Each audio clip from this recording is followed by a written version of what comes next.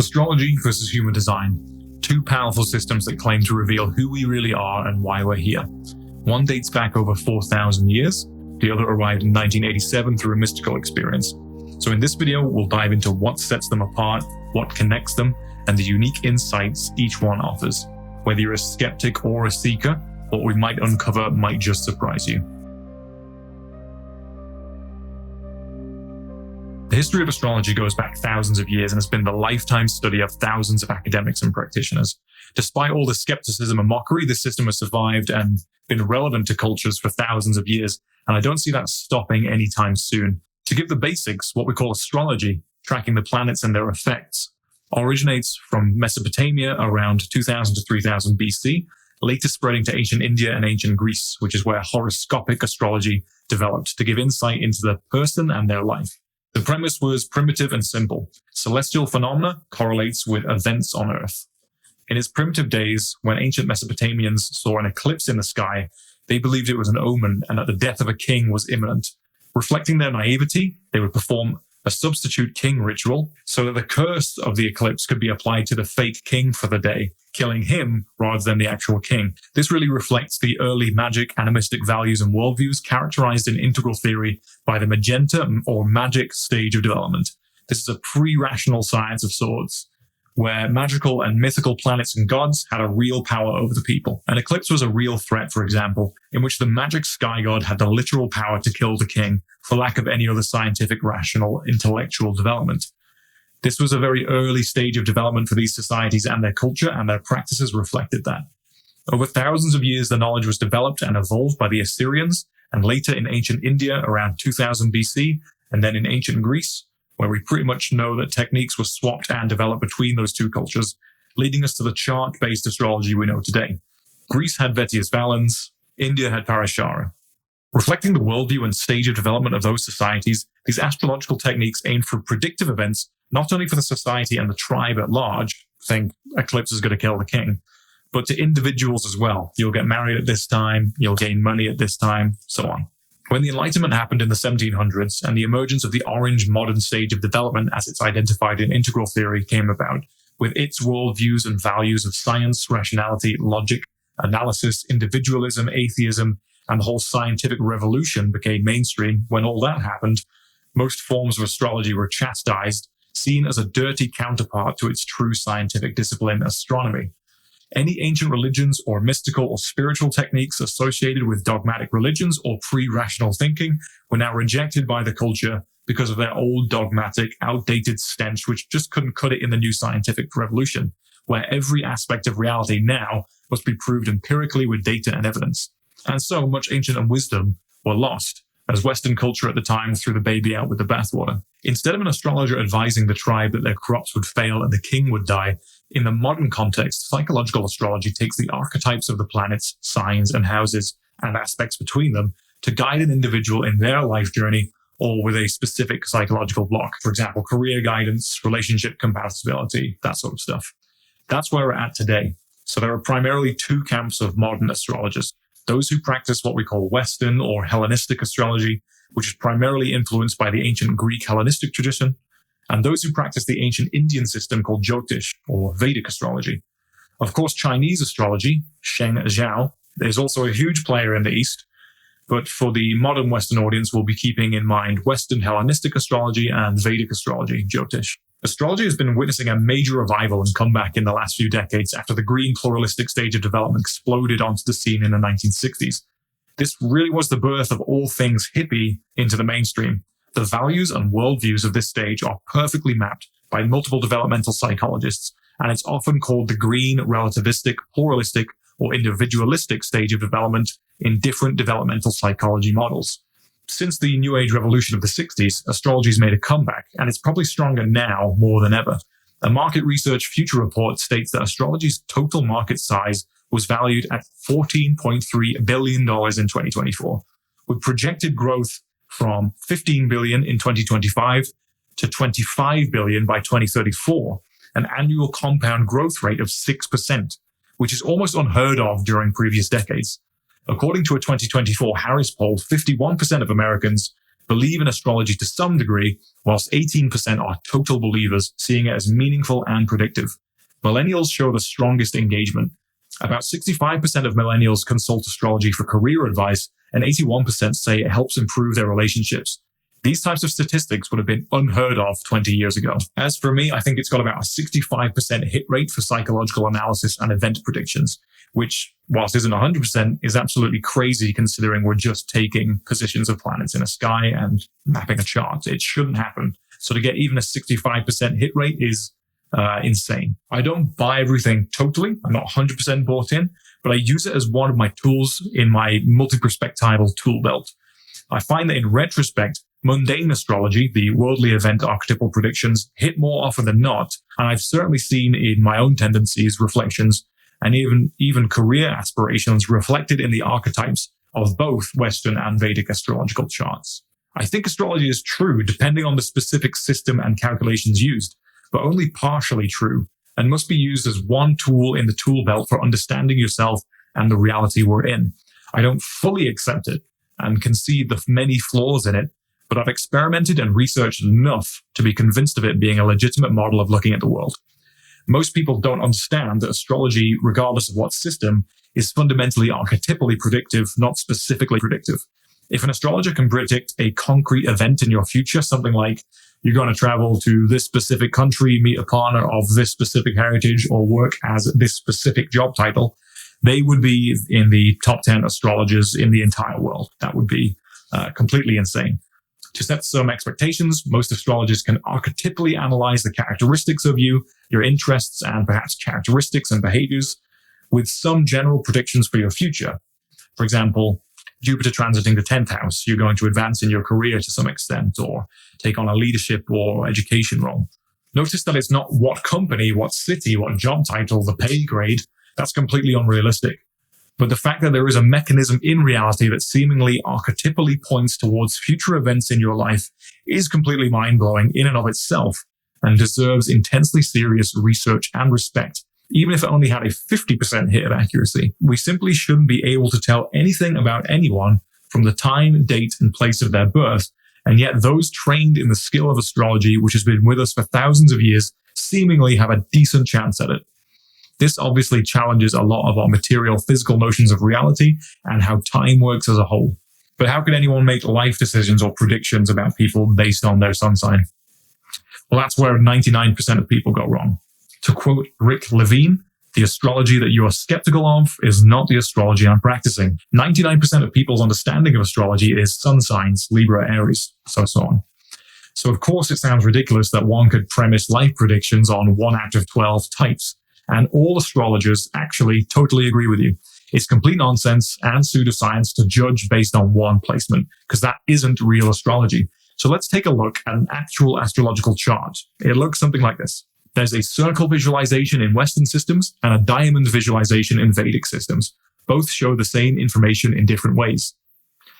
The number of possible unique birth charts is astronomically large. When we further include Hellenistic techniques such as aspects, decans, terms, and fixed star placements, each chart becomes even more distinctly unique. Even twins born minutes apart will have measurably different charts due to their rapid movement of the ascendant, which is approximately 1 degree every 4 minutes. The mathematical uniqueness of birth charts is further amplified when considering other traditions like Vedic astrology, which employs subdivisions such as the Nakshatras and the many different divisional charts, the Vargas, such as the Navamsha, the Dashamsha, and the Vimshamsha, subdividing the initial chart in specific ways to gain more granular insights into different life areas.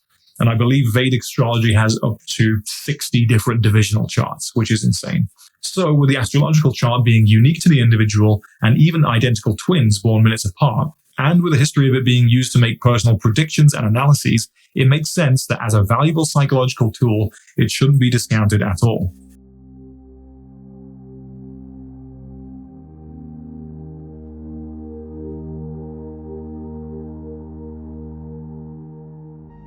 In cases of difficult psychological diagnosis, I usually get a horoscope to have a further point of reference. Carl Jung, one of the figures that established the modern Western psychotherapeutic practices that are the basis for many forms of therapy that we use today, secretly admitted after he had retired to studying and using astrology with his patients as a diagnostic practice. Think about that. A founding father in Western psychology whose work was expanded upon into modern forms of psychotherapy that are totally culturally and academically accepted to this day, consulted astrological charts. Astrology provided Jung a means to a fuller understanding of the analyses, the true nature and unique individuation journey of his clients. Stephanie Buck, an academic, wrote a full published paper on Jung's use of astrology, saying, "Experience, not belief, was Jung's guide in his phenomenologically based psychological investigations. Jung was working with horoscopes by 1911, and he consulted astrological charts over the next 40 years or so. Jung's correspondence reveals that he enjoyed discussing astrological matters and astronomical phenomena with like-minded individuals into his later years."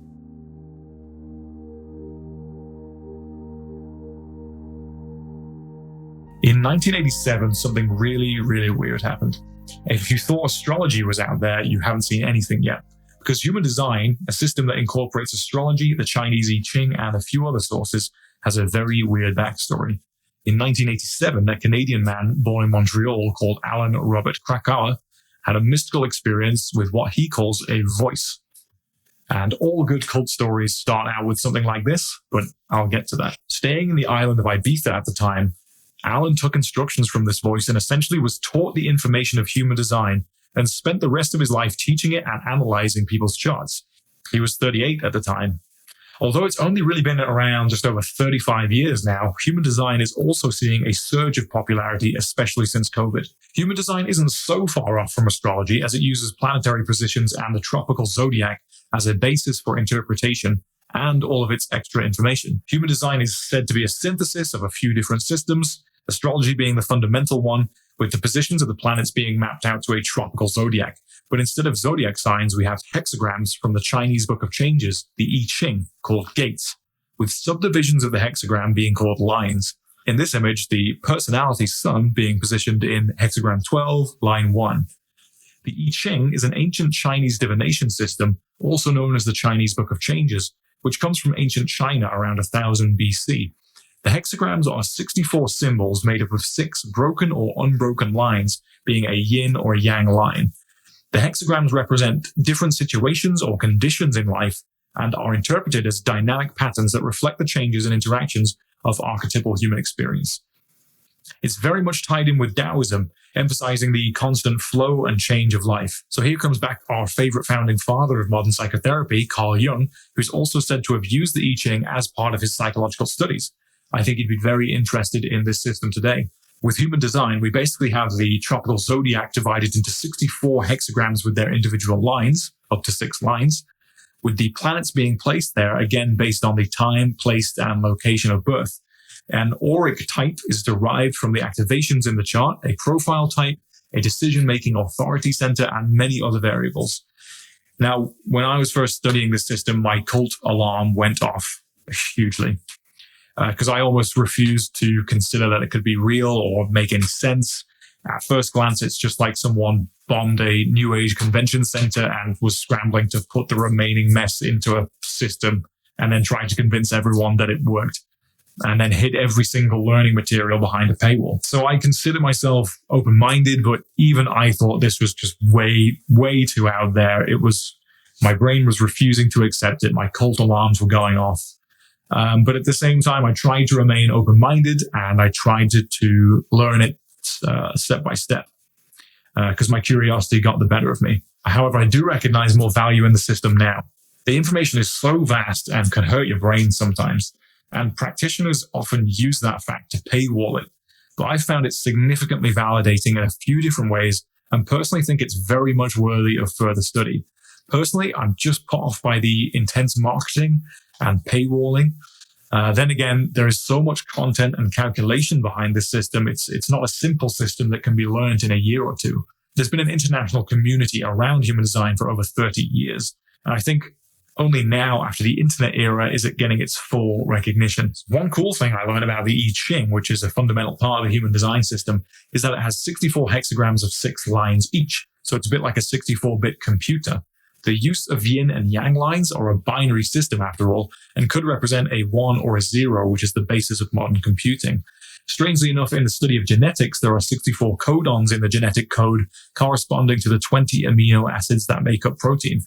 There are even many academics and scholars writing published papers on these strange connections between the I Ching and genetics. And whilst it's a stretch, practitioners do believe that to some extent, the planetary influence has an impact on our genetics, and therefore our personality structure, energy levels, amongst other variables. Now, I know how ridiculously out there and insane and wooish and culty this sounds. I fully understand.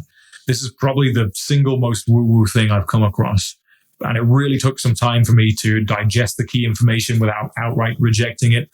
And whilst no organization who's trying to get that information out is perfect, the team behind the teaching and the marketing of the system worldwide have done a brilliant job at it, considering it came from one guy and had to carry that for 30 years. So we seem to have a good synthesis of astrology, chakras, the Seraphot, and the I Ching in one diagram. And that diagram, again, being unique to each individual. This is crazy considering that Alan Krakauer essentially just claims he had a crazy experience with a voice teaching him this information over a week. The guy who received it was certainly no saint. He was an eccentric guy. But this type of access to new knowledge isn't unique. It's very similar to Ramanujan, the Indian mathematician whose theorems made a foundational contribution to modern computing. He claims he saw different mathematical formulas when in a dream state, praying to his family's Hindu god. So do we devalue his contributions because of the way he claims he accessed that knowledge? In ancient Indian Vedic tradition, Shruti, that which is heard, refers to the body of most authoritative ancient sacred texts comprising the central canon of Hinduism. Can't pronounce Sanskrit, but these texts are considered apurasaya, or not of human origin, and are believed to have been revealed to ancient sages, the rishis, through direct spiritual experiences. Adi Shankaracharya, an ancient Indian sage, said around the 8th century CE that Shruti is the ultimate pramana, or means of knowledge. He emphasizes that logic and reasoning must be subservient to Shruti in matters beyond the empirical. Shruti is not subject to error as it comes from a divine, non-human source. In other words, the ancient Indians saw it as a legitimate means of gaining knowledge, even though our modern rational scientific society would demean any source of transrational knowledge and label it as pre-rational. This is called the pre-trans fallacy, where transrational sciences or transrational means of gaining information are confused by the modern scientific establishment as being pre-rational, something akin to mythical, magical, tribal-like thinking, summoning rain dances or asking the gods, whereas in fact these are transrational systems which go beyond just logic and rationality as a whole.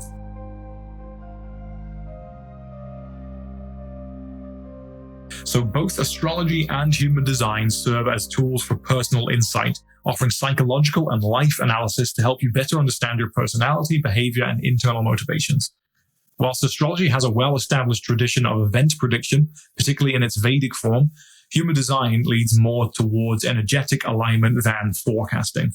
That said, human design does make use of solar transits to track shifting themes and dynamics over time, though the predictive domain remains more firmly associated with traditional astrology. So at their core, both systems aim to decode the internal landscape, but their methods differ.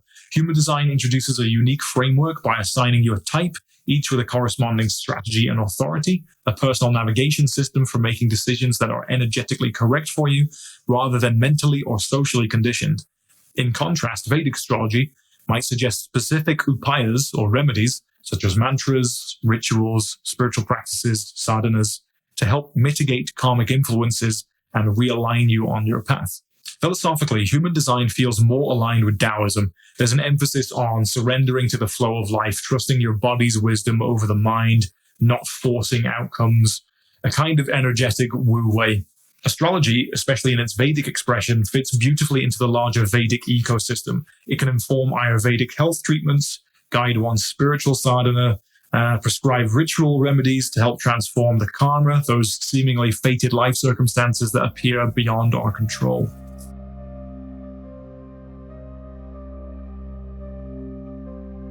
Number one, lack of scientific evidence. This critique is a classic. The critique that systems like Astrology or human design lacks scientific evidence is rooted in Enlightenment era thinking, the rise of the orange modern worldview, as it's called in integral theory, where science was divorced from religion and all forms of transrational mysticism were relegated to the realm of superstition and magic thinking, the pre-rational. So we still live in the shadow of that paradigm. Although there's a growing stage green relativistic culture that embraces multiple ways of knowing, the mainstream still tends to dismiss anything outside empirical validation as irrational or unscientific. Because this critique is so common, many have tried to conduct academic studies on astrology. These studies often suffer from limited funding, small sample sizes, and institutional skepticism, which then becomes the very reason that they're dismissed. The sample pool was too small. Well, of course it was. The systems funding the studies are rooted in a worldview that assumes astrology is already debunked. Why would they want to put any more money into it? There are some compelling cases, however. Michael Gauquelin, a French psychologist, conducted the Mars effect study in the 1950s. He found statistical correlations between planetary positions, such as the prominence of Mars in someone's chart, and the specific professions like athletes. So Mars being aggression, war, energy, masculine energy, appearing prominently in athletics charts. So that study is still debated and obviously not universally replicated, but it raised important questions at the time. We can't deny the immense value of the scientific method. It's been a net benefit to humanity since the Enlightenment period. But we also need to recognize its limitations. Some aspects of reality are transrational. They transcend logic and empirical proof without being irrational. The double slit experiment in quantum physics is one example of this. And I'm sorry to sound like a complete new ager who's like, quantum physics, quantum healing, quantum crystals. I'm sorry, but there's kind of a reason why all the New Age hippie use those words, because that experiment really ripped a hole in the materialistic paradigm. And that was back in the 60s, and it's continuing on in science. Sorry to say the Q word. I hate it too. I hate when people use the Q word.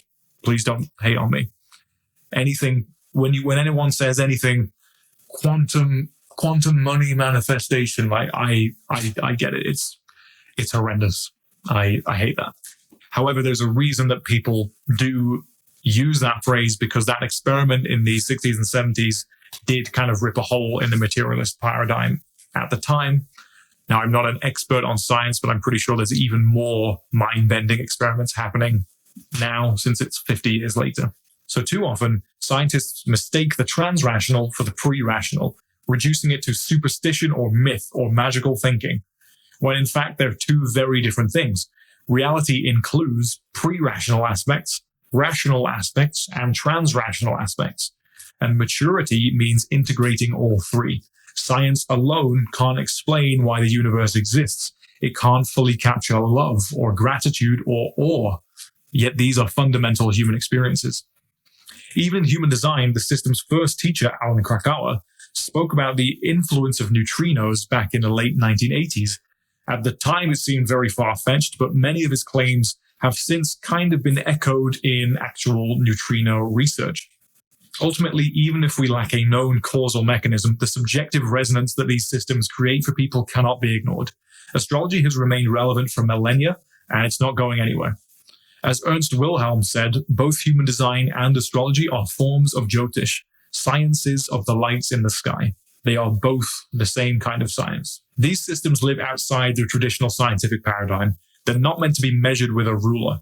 They work through subjective insight, the lived human experience. Number 2, confirmation bias. People just believe what they're told, and it's Barnum statements and it's generic statements that could apply to anyone. I get it. It's a valid concern. I very much thought the same thing.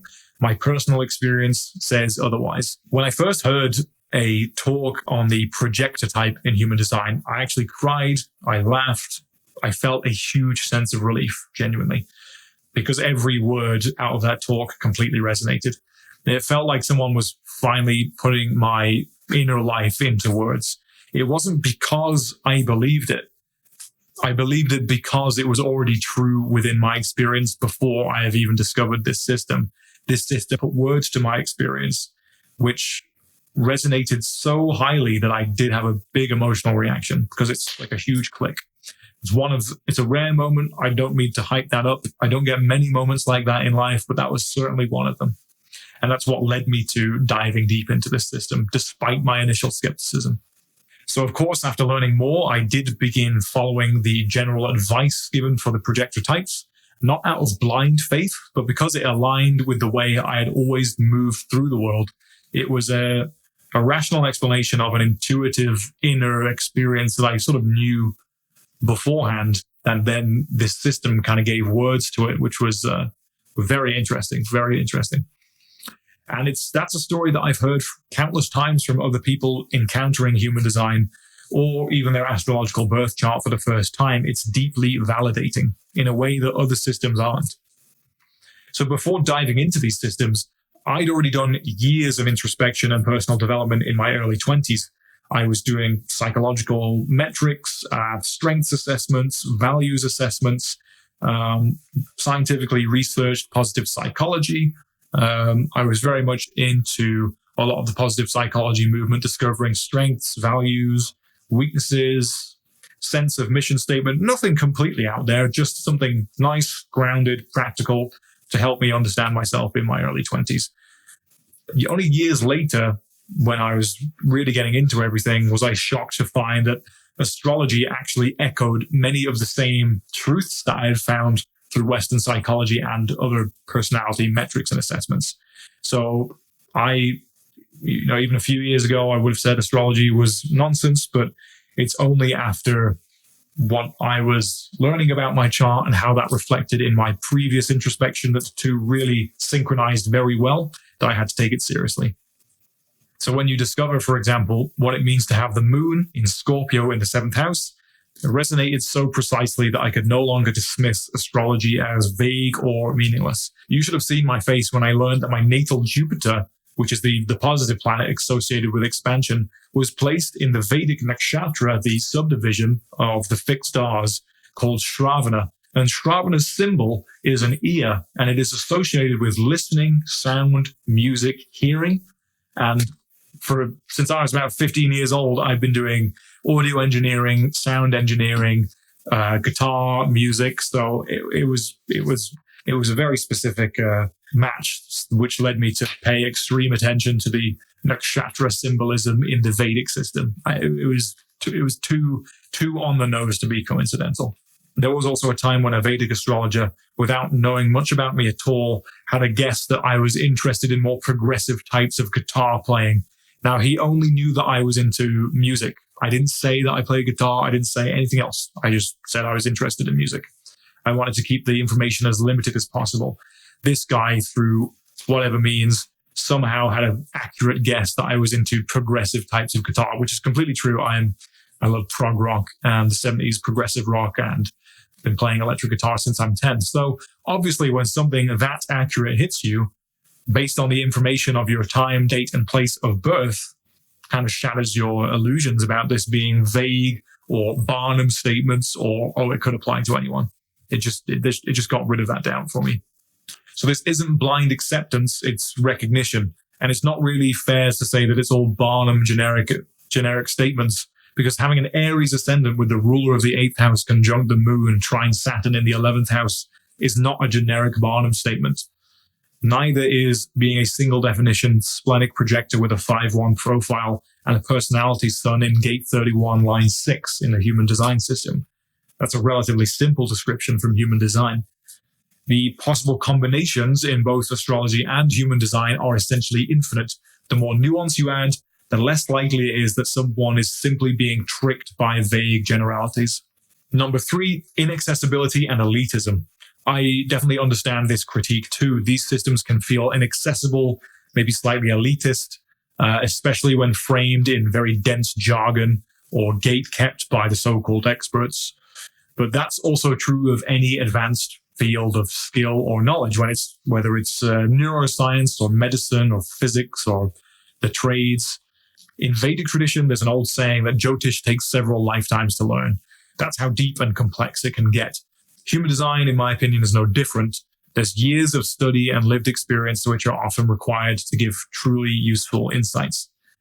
Does that make them elitist? Not necessarily. The real intention behind these systems is to help people, not to keep them out. The growing human design and astrology communities are actively working to make the teachings more accessible, practical, and inclusive without watering them down. So it's the same with academia. Knowledge takes time. Doesn't mean that it's exclusive or elitist. It means it's valuable. And like any valuable thing, it takes effort to understand. Number 4, commercial exploitation. The hippies are just scammers, that they're just scamming people, and they're grifters, and they're doing it for money. This one doesn't make any sense if you actually think about it. If astrologers or human design practitioners or anyone in the counseling, guiding, advising professions were just out to scam people, they've seriously chosen one of the least effective ways to do it. If they were really grifters, they'd be launching meme coins or manipulating markets or scamming boomers out of their retirement funds using AI. There's just better ways to do it. Most of the people in these spaces, whether they're astrologers, human design guides, coaches, therapists, any sort of personal growth service, they're in it because they're genuinely passionate about the subject and they want to pursue something meaningful for their own career that's helped them along their way. They've studied their field, their specific niche for years, often because it changed their own lives, and now they want to help others with it, just like therapists, counselors, or advisors in any other field. You could just as easily say the same thing about corporate consultants, but no one accuses them of running scams. So yes, people charge money because that's how life works. Every business, from tech startups to tarot readers to window cleaners to massage therapists, they all need money to be sustainable, obviously. Calling someone a scammer simply for charging a fee is kind of an outdated projection, especially when the work they're offering is transformative for so many. We don't call it a grift when someone shows up to work in a suit and a tie, but they're still offering a product, a service, or their time in exchange for money. So why does it suddenly become suspect when it involves personal or spiritual growth? With that out of the way, let's compare the charts in depth. So just as the astrological birth chart can be subdivided into decans in the Western Hellenistic system, or nakshatras and their padas in the Vedic system, the human design chart is made up of hexagrams called gates and their subdivisions called lines. So to really compare the two, it makes sense to pair the interpretations of the hexagrams in human design with the nakshatras in Vedic astrology. So human design uses the tropical zodiac, where 0 degrees of Aries is marked by the equinoxes. So for this comparison, I'll be aligning the hexagram gates with the nakshatras of Vedic astrology. Now, while the nakshatras are inherently sidereal, fixed to the stars, and traditional Vedic astrology uses a sidereal zodiac, my own research has shown that combining traditional Vedic astrology with a tropical zodiac, whilst keeping the nakshatras fixed as they are, yields more accurate and aligned results for interpretation. This approach aligns with the work of top-notch astrologers such as Ernst Wilhelm, Ryan Kurzak, Victor Kara, and Kavi Kanpurusha, who've explored the nuances of using a tropical system with the sidereal nakshatras. In Hellenistic astrology, there's a system of subdivisions called the decans, which divides the zodiac into 36 further subdivisions, each covering 10 degrees of a sign. Like Vedic astrology, Hellenistic astrology also places importance on the fixed stars, which are essentially what the nakshatras represent. Given that both Hellenistic and Vedic astrology share this emphasis, it feels logical to compare human design's gates, which use the tropical zodiac, with the fixed stars and nakshatras in astrology. In this analysis, I'll map the human design gates to the tropical zodiac, whilst using the Vedic nakshatras as a reference.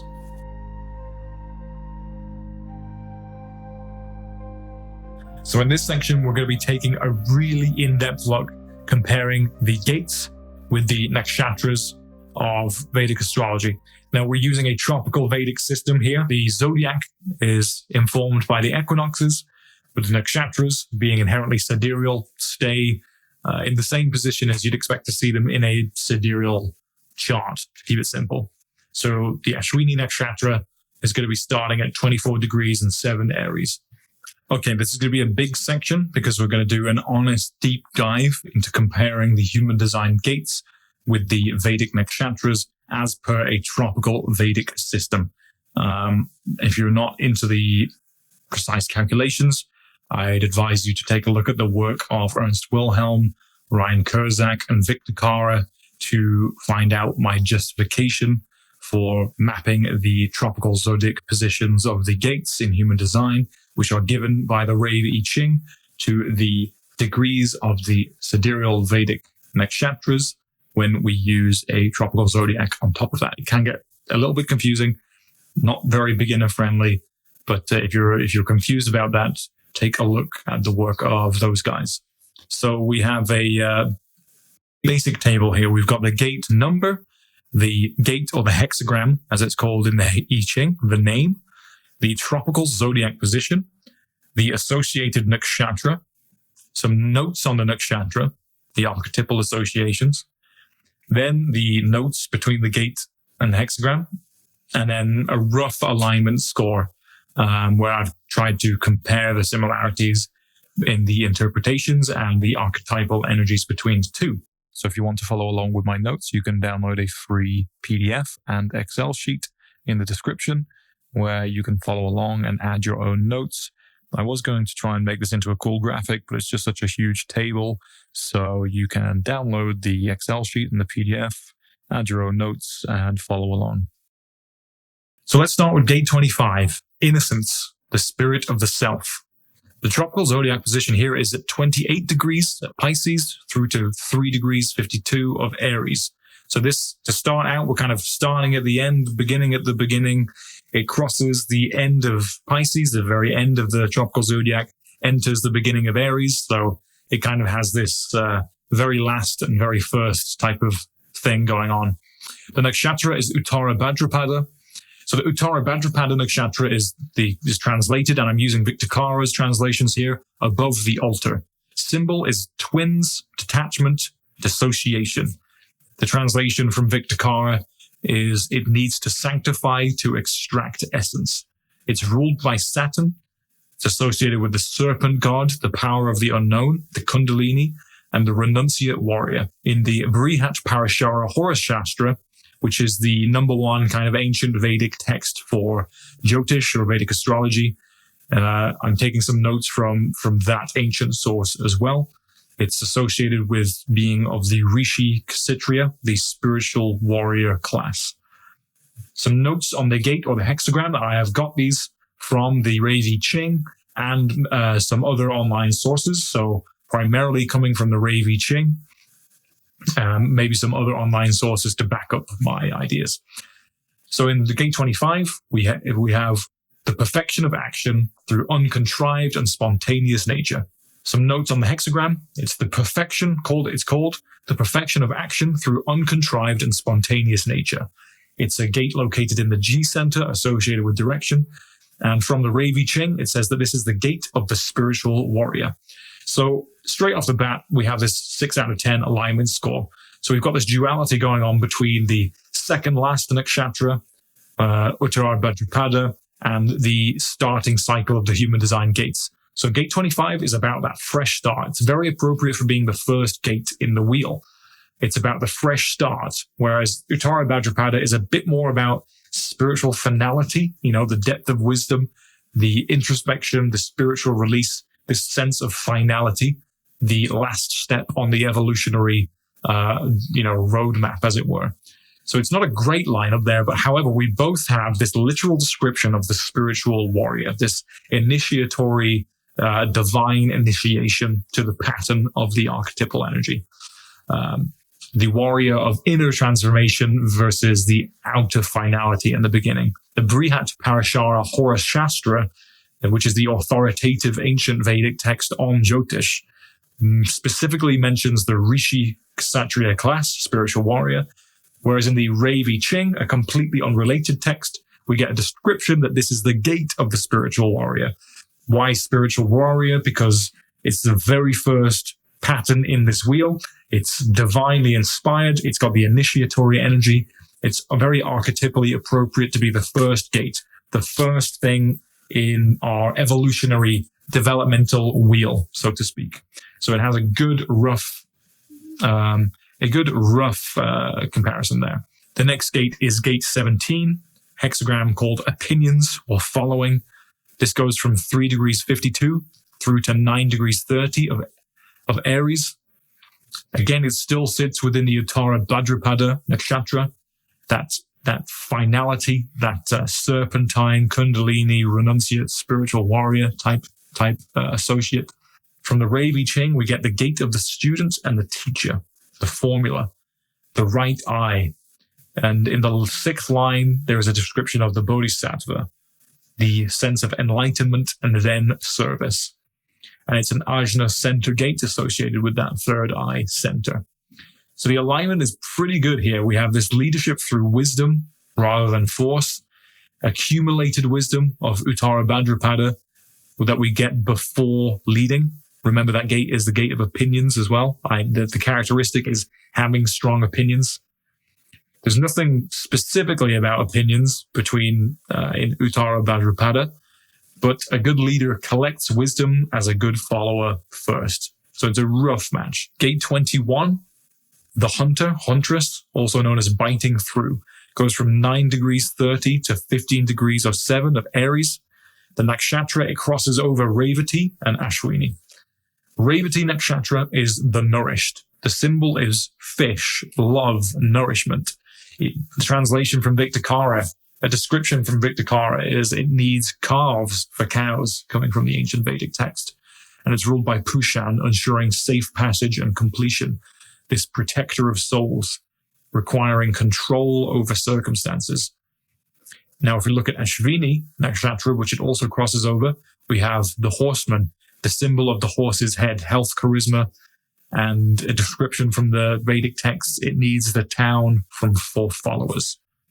And from the Ravi Ching, the specific description of this 21st gate is the justified and necessary use of power in overcoming deliberate and persistent interference. This is a channel, this is part of the channel of materialism, controlling everything about one's life, enforcing justice and control through willpower. Now, I have to say, this doesn't really match. We have this egoic biting through to control circumstances in the hexagram versus Revati Nakshatra's kind of soft cosmic guidance of the soul. However, this one does cross into Ashwini, and Ashwini is swiftness, initiatory action, like the horse bolting onto a racetrack. In another Vedic text, the Brihat Jataka and the Brihat Samhita, it says, he who is born in Ashwini will be bold, direct, and a remover of obstacles, bringing rapid transformation, which sounds like biting through to me. You know, it's initiatory, it's fast paced, it's about taking control to initiate actions. Quick fighting for control, capable of strong leadership.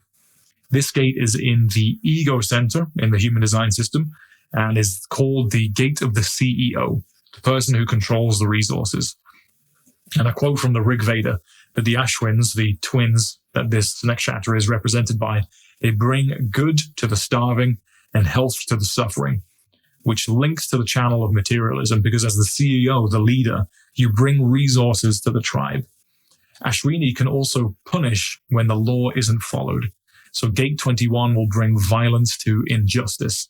So there's more of a match between this biting through hexagram gate and the Ashwini nakshatra, which is the horses, the speed, the initiation of action, the transformation of action. So I think that's a pretty good match on the Ashwini side. As we move on to gate 51, it's called, in the I Ching, it's called the Arousing, or the gate of shock.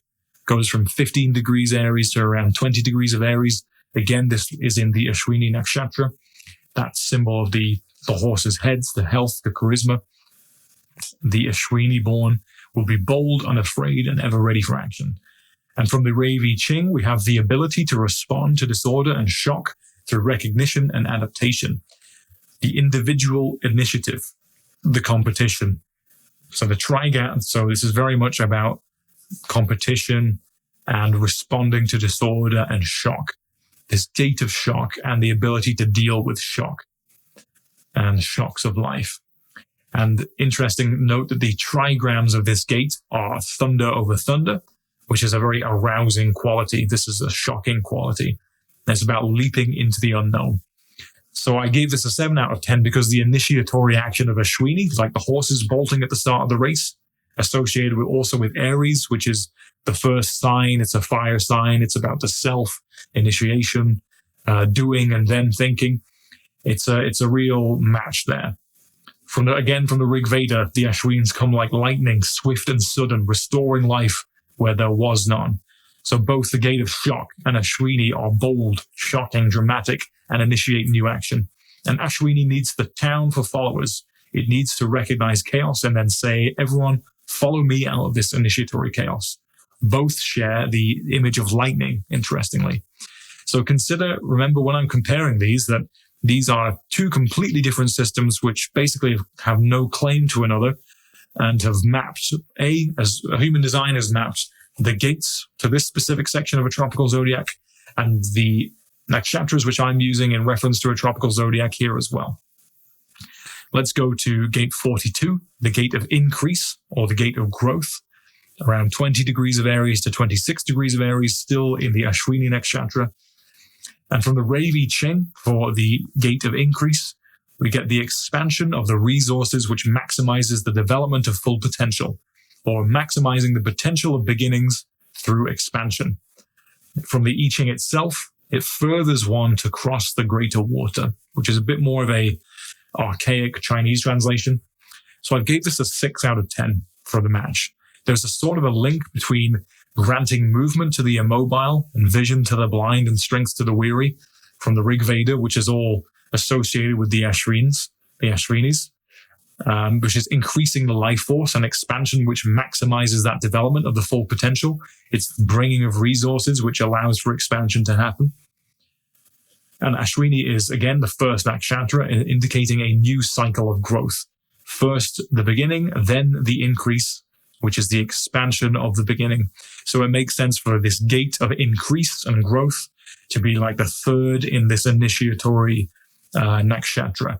We have the raw initiation of the beginning, and then the increase of the resources to allow that initiatory action to go. So I do think there is a good match between this archetypal gate of increase and growth matching with the Ashwini Nakshatra. So let's go to gate 3, ordering or difficulty at the beginning. This goes from 26 degrees of Aries through to 2 degrees of Taurus. We're still in the Ashwini Nakshatra here. And from the Rave I Ching, we have the fundamental challenge of initiation is to transcend confusion and establish order. And the other description is general mutation, bringing order out of chaos. So this sense of ordering, you've got this initiatory chaos, now we have to order it. This is the difficulty that comes out of beginning any new action. So this, I would give this a 6 out of 10 for an alignment. The alignment score would be a 6 out of 10. The energy of Ashwini aligns well with the starting the bold new actions, seeing the chaos and shock and doing the work to produce order out of chaos. The Vedic texts see the Ashwin twins as divine healers and bringers of boons rather than administrative organizations.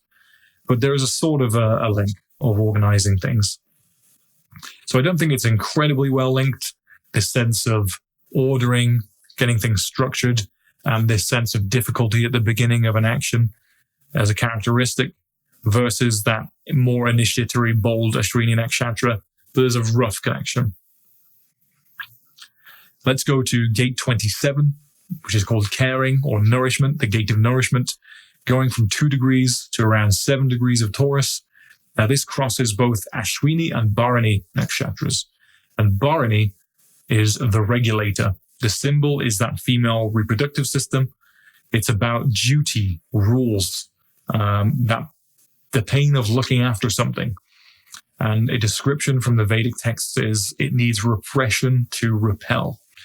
And it's interesting that this nakshatra is associated with that, the female reproduction system, especially in cows, with it being in the Taurus zodiac sign, the bull. You get this image of the bull, which is holding on to its calf, before being born. It's protective. It's taking the heavy weight. It's taking the pain to ensure that there is a fruitful generation, a fruitful productive action that comes after it. So one description from this gate of nourishment, which really works well with this Bharani nakshatra, is the enhancement of the quality and the substance of all activities through caring.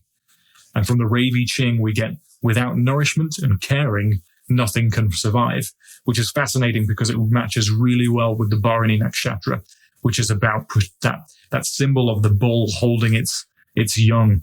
That symbol of the female reproductive system, the pain and the holding on to a new life form and the pain of giving birth to the new life form. That sense of needing to carry a very heavy weight for good, positive things to come through afterwards. So there's not much link to the Ashwini Nakshatra, but it does cross into Bharani. And this is Taurus ruled, and it's ruled by Venus. Remember, Taurus is ruled by Venus, which is feminine, luxurious, good things in life. The way that I've said, the way that a cow cares for its calf, the pressure of holding the calf in the womb. The Brihat Samhita text says one born in Bharani will be fond of sexual pleasures. This gate mirrors the pure sexuality of the 59th gate. So it's this interesting that there's a sexual theme where the symbol of the nakshatra is the female reproductive system. But this is more a direct match for going through hardships and pain.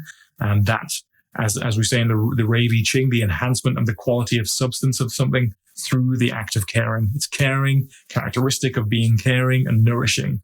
And this matches directly with the Bharani Nakshatra, which is about caring, the hard work that goes into caring for something. In the Taurus Nakshatra, that image of the bull looking after its young, so that when the springtime comes, we get the Venus, the luxurious, lighter, good things in life. I think there's a real direct match there, which is quite fascinating. Let's move on to gate 24, returning, or the gate of rationalizing. This is going from about 7 degrees to 13 degrees of Taurus, again within the Bharani Nakshatra. And the notes I have for this hexagram is the natural and spontaneous process of transformation and renewal. And from the Ravi Ching itself, individual conceptualizing, pondering. It's part of the channel of awareness and a design of a thinker. So it's a very mental gate. It's about individual conceptualization, mental pondering. And this is a characteristic of someone who would be good at thinking things through, good at rationalizing, good at mental activity. And I have to say there is a weaker link here between the ruler of the nakshatra, which is Yama, which is the god of death, returning souls to old experiences, reviewing them, extracting wisdom. It's a bit like the returning feature of gate 24, but it's a real stretch, the gate of returning, whereas Yama, the god who rules this nakshatra, is about returning the souls to previous experiences. But I think that is a stretch. Really, Bharani is about the pain that comes from caring deeply and nurturing and being nourishing to something. But this is a very mental, analytical gate, so I don't think there's much of a link here. Let's move on to gate 2, the receptive, or the gate of higher knowing, going from 13 degrees to 18 degrees around Taurus, again within the Bharani Nakshatra. Some notes on this gate: receptivity as the primal base through which any response is determined, the root of action, the most receptive hexagram with 6 yin lines. Now, this is really the seat of the driver. So receptivity as the primal base through which any response is determined, the root of action. So it's really about being highly receptive to things, being receptive to higher intuitive understanding, being open to intuitive insights, higher knowing, intuitions, being highly receptive like that. So I've given it a 5 out of 10. There's a sort of a link with this hexagram being the most feminine and the most receptive, with Bharani being the womb. That the literal symbol is a womb. It's ruled by Venus, which is the feminine god. But Bharani seems much more physical, whilst gate 2 seems quite mental, being in the Ajna center. So I can't quite give it a direct match. Let's move on to gate 23, splitting apart, the gate of assimilation, going from around 18 degrees to 24 degrees of Taurus. It crosses over the Bharani and the Kritika nakshatras. The Kritika nakshatra, it's called the activator. There's a symbol of the razor, the knife. It is about initiation energy. It needs fuel for initiation. And Kritika is a Sanskrit word for where we get the word critical. So think critical hits, critical chopping, knives, getting something highly critically accuracy. And this, for me, is really well matched, because from the description of the hexagram gates for splitting apart, we get amorality. the awareness and understanding which leads to the acceptance of diversity. It's a bit more archaic and vague, but from the Ravi Ching, we get, if the individual can express their insight clearly to the collective, they will eventually earn the collective's respect. The gate of I know. There's a description of this gate being the gate of I know this, the characteristic of someone who says, I know, I know. It's a throat gate, which is where that sense of saying I know comes from. So it's part of the knowing circuit in human design. So it's very much about knowing. And it's about giving voice to your inner insights, gaining those insights and then expressing them. So again, I've given this a 9 out of 10 because there's no match with the Bharani Nakshatra, but it does cross into Kritika, where we get the word critical from. And this is about the critical blow, slicing and splitting apart. From the Brihat Samhita, one born in Kritika will be sharp in speech, fierce, engaged in cutting. So there's a clear link to being sharp in speech, being a throat gate, breaking down existing forms to enable transformation. It's about a sharp expression of insights. The gate is called splitting apart, and we have it in the nakshatra associated with a knife, with splitting things up. It's quite an incredible match, considering that these two systems have not really had any communication with each other. And it's a mental gate as well, a gate of assimilation. So it's about expressing individual insights, individual thoughts and insights to the collective. And Kritika is said to be, and from the Vedic texts, we get that one born in this Kritika nakshatra will be sharp in speech, fierce, engaged in cutting. So there is this universal skill, it seems, associated with this part of the tropical zodiac to do with very accurate speech, sharp mental insights provided to the other. So I had to give that a 9 out of 10. It matches very well. Gate 8, holding together, the gate of contribution. This goes from 24 degrees Taurus to around 7 arc minutes of Gemini. We're still in the Kritika nakshatra, that symbol of the razor. And some notes from the gate of contribution. The basic worth realized in contributing individual efforts to group goals. I have this note from the Ravi Ching. It's the mirror of the 23rd gate of assimilation. Individual contribution to the whole. It's a throat gate. It's a knowing circuit. So in my opinion, it doesn't really hold together with the Kritika nakshatra. Again, Kritika nakshatra is about splitting things with a razor, being very sharp in speech. It's associated with the razor, with the knife. And this is a gate of contribution, the gate of holding things together, contributing things, contributing to group goals, group activities, individual contribution to the whole. So it's a throat gate in the knowing circuit. So it's kind of associated with contributing those insights. It's not as strongly associated with being very sharp in speech and sharp in expressing those insights. There's a loose connection there. Gate 20, contemplation, the gate of the now, going from around the beginning of Gemini to 5 degrees Gemini. We're in the Kritika nakshatra, but it also crosses over into the Rohini nakshatra. So to get you familiar with the Rohini nakshatra, it's translated. One translation is the arouser. The symbol is the chariot. It's about passion, creativity, and it needs one description from the ancient texts is it needs water for herbs. So Rohini being in Gemini, it's going to be passionate, swift, creative. Gemini associated with fast thought, communication, creative thinking. So the notes for this gate of contemplation, the gate of the now, I have recognition and awareness in the now, which transforms understanding into right action. Or directly from the Ravi Ching, the final stage. The Ravi Ching says it's the final stage in expressing the intuition. It's part of three different channels. A design of a commitment to higher principles. It's part of a design of awareness. And it's part of a design where thoughts must be deeds. My experience has not much alignment with the Kritika nakshatra here, apart from maybe a sharp awareness of the immediate present and expression in the now. Remember, this is the gate of the now, the immediate moment, contemplation and awareness of the immediate moment in the present. It kind of overlaps with Rohini a little bit.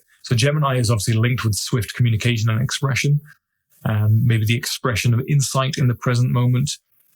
And if there's one zodiac sign I'd associate with the word right now, it would be Gemini. However, it's a weak and loose interpretation.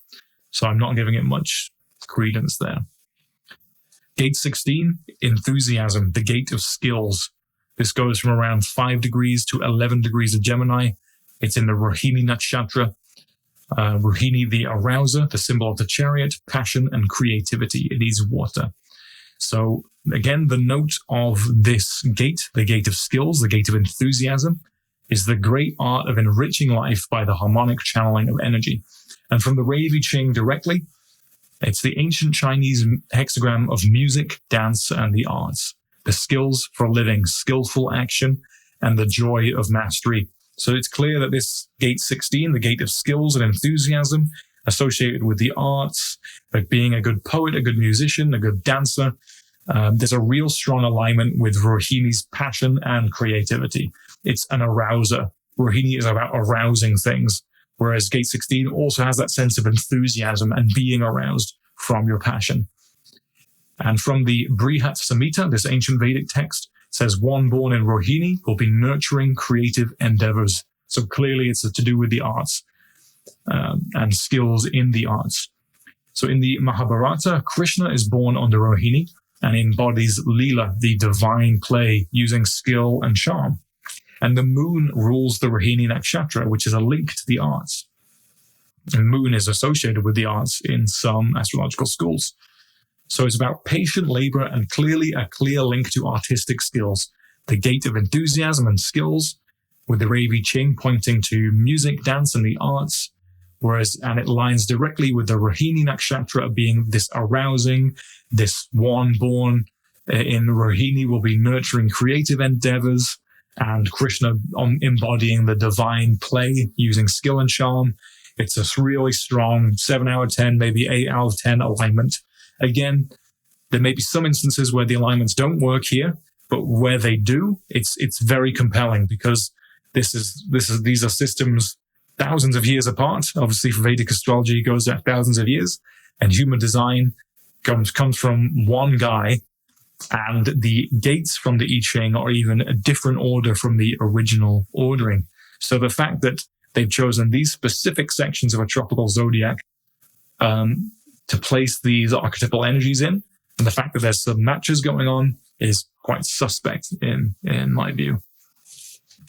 Gate 35, the gate of progress or change, going from 11 degrees to around 17 degrees of Gemini. It crosses Rohini and Mrigashira Nakshatra. So Mrigashira is the doe, which the symbol is the deer's head. So think of a deer, it's dexterous, it's got dexterity, delicacy, some grace. One description from a Vedic text is it needs to diffuse, to unite. And from the Brihat Samhita, again, one born in Mrigashira will be restless, inquisitive, and skilled in hunting or exploration. So there's a swiftness to this nakshatra. Makes sense with it being in the Gemini sign. Gemini associated with swiftness, fast-moving things, moving from A to B. It's an air sign, things moving fast and swiftly in the air without much staying power. So, and just like a doe, which is dexterous, think of how a doe or a deer runs away very dexterously, very delicately, and very swiftly when it's chased, very accurately. And so for the gate of change, I have these notes on, by design, progress cannot exist in a vacuum and is dependent on interaction. From the Rave I Ching, it says, satiating the appetite for change, and it's part of the channel of transitoriness. So the channel is when 2 different gates are activated, but this is 1 gate out of 2 for a channel of transitoriness. So this essence of transitoriness and satiating an appetite for swift change in the sign of Gemini associated with swift actions, in the nakshatra associated with the dexterous delicacy and running around of the deer, the restlessness, with the ancient Vedic text saying that someone's going to be restless, inquisitive, and skilled in hunting or exploration, is a very, very strong alignment. It's about the gate of change, the gate of swiftness, progress. So clearly, this appetite for change in the Ravi Ching, in the sign of Gemini, with swiftness, and in the Mrigashira Nakshatra, to do with the delicacy and dexterity of the deer. It's a very interesting link of archetypal energies. So I'm giving this 8 out of 10. Gate 45, gathering together, the gatherer. This goes from around 17 degrees to 22 degrees of Gemini. We're still in the Mrigashira Nakshatra. The doe's head, this delicacy and swiftness of the doe.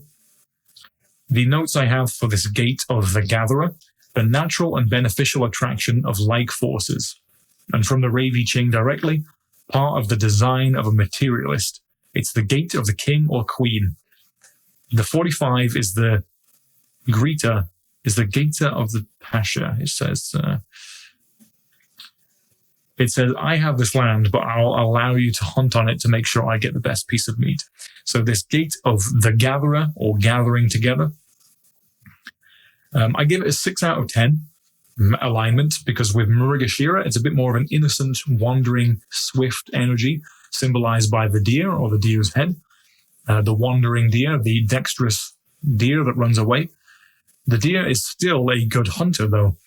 We get that description from the Brihat Samhita that one born in Mrigashira will be skilled in hunting or exploration, just like Arjuna the archer. And this gate is opposite in the human design chart to the gate of biting through. And it makes up this money line, which is a design of a materialist. And so there is association with that skill of hunting and gathering, which still resonates very well. And obviously dexterity and skill is a skill of a hunter.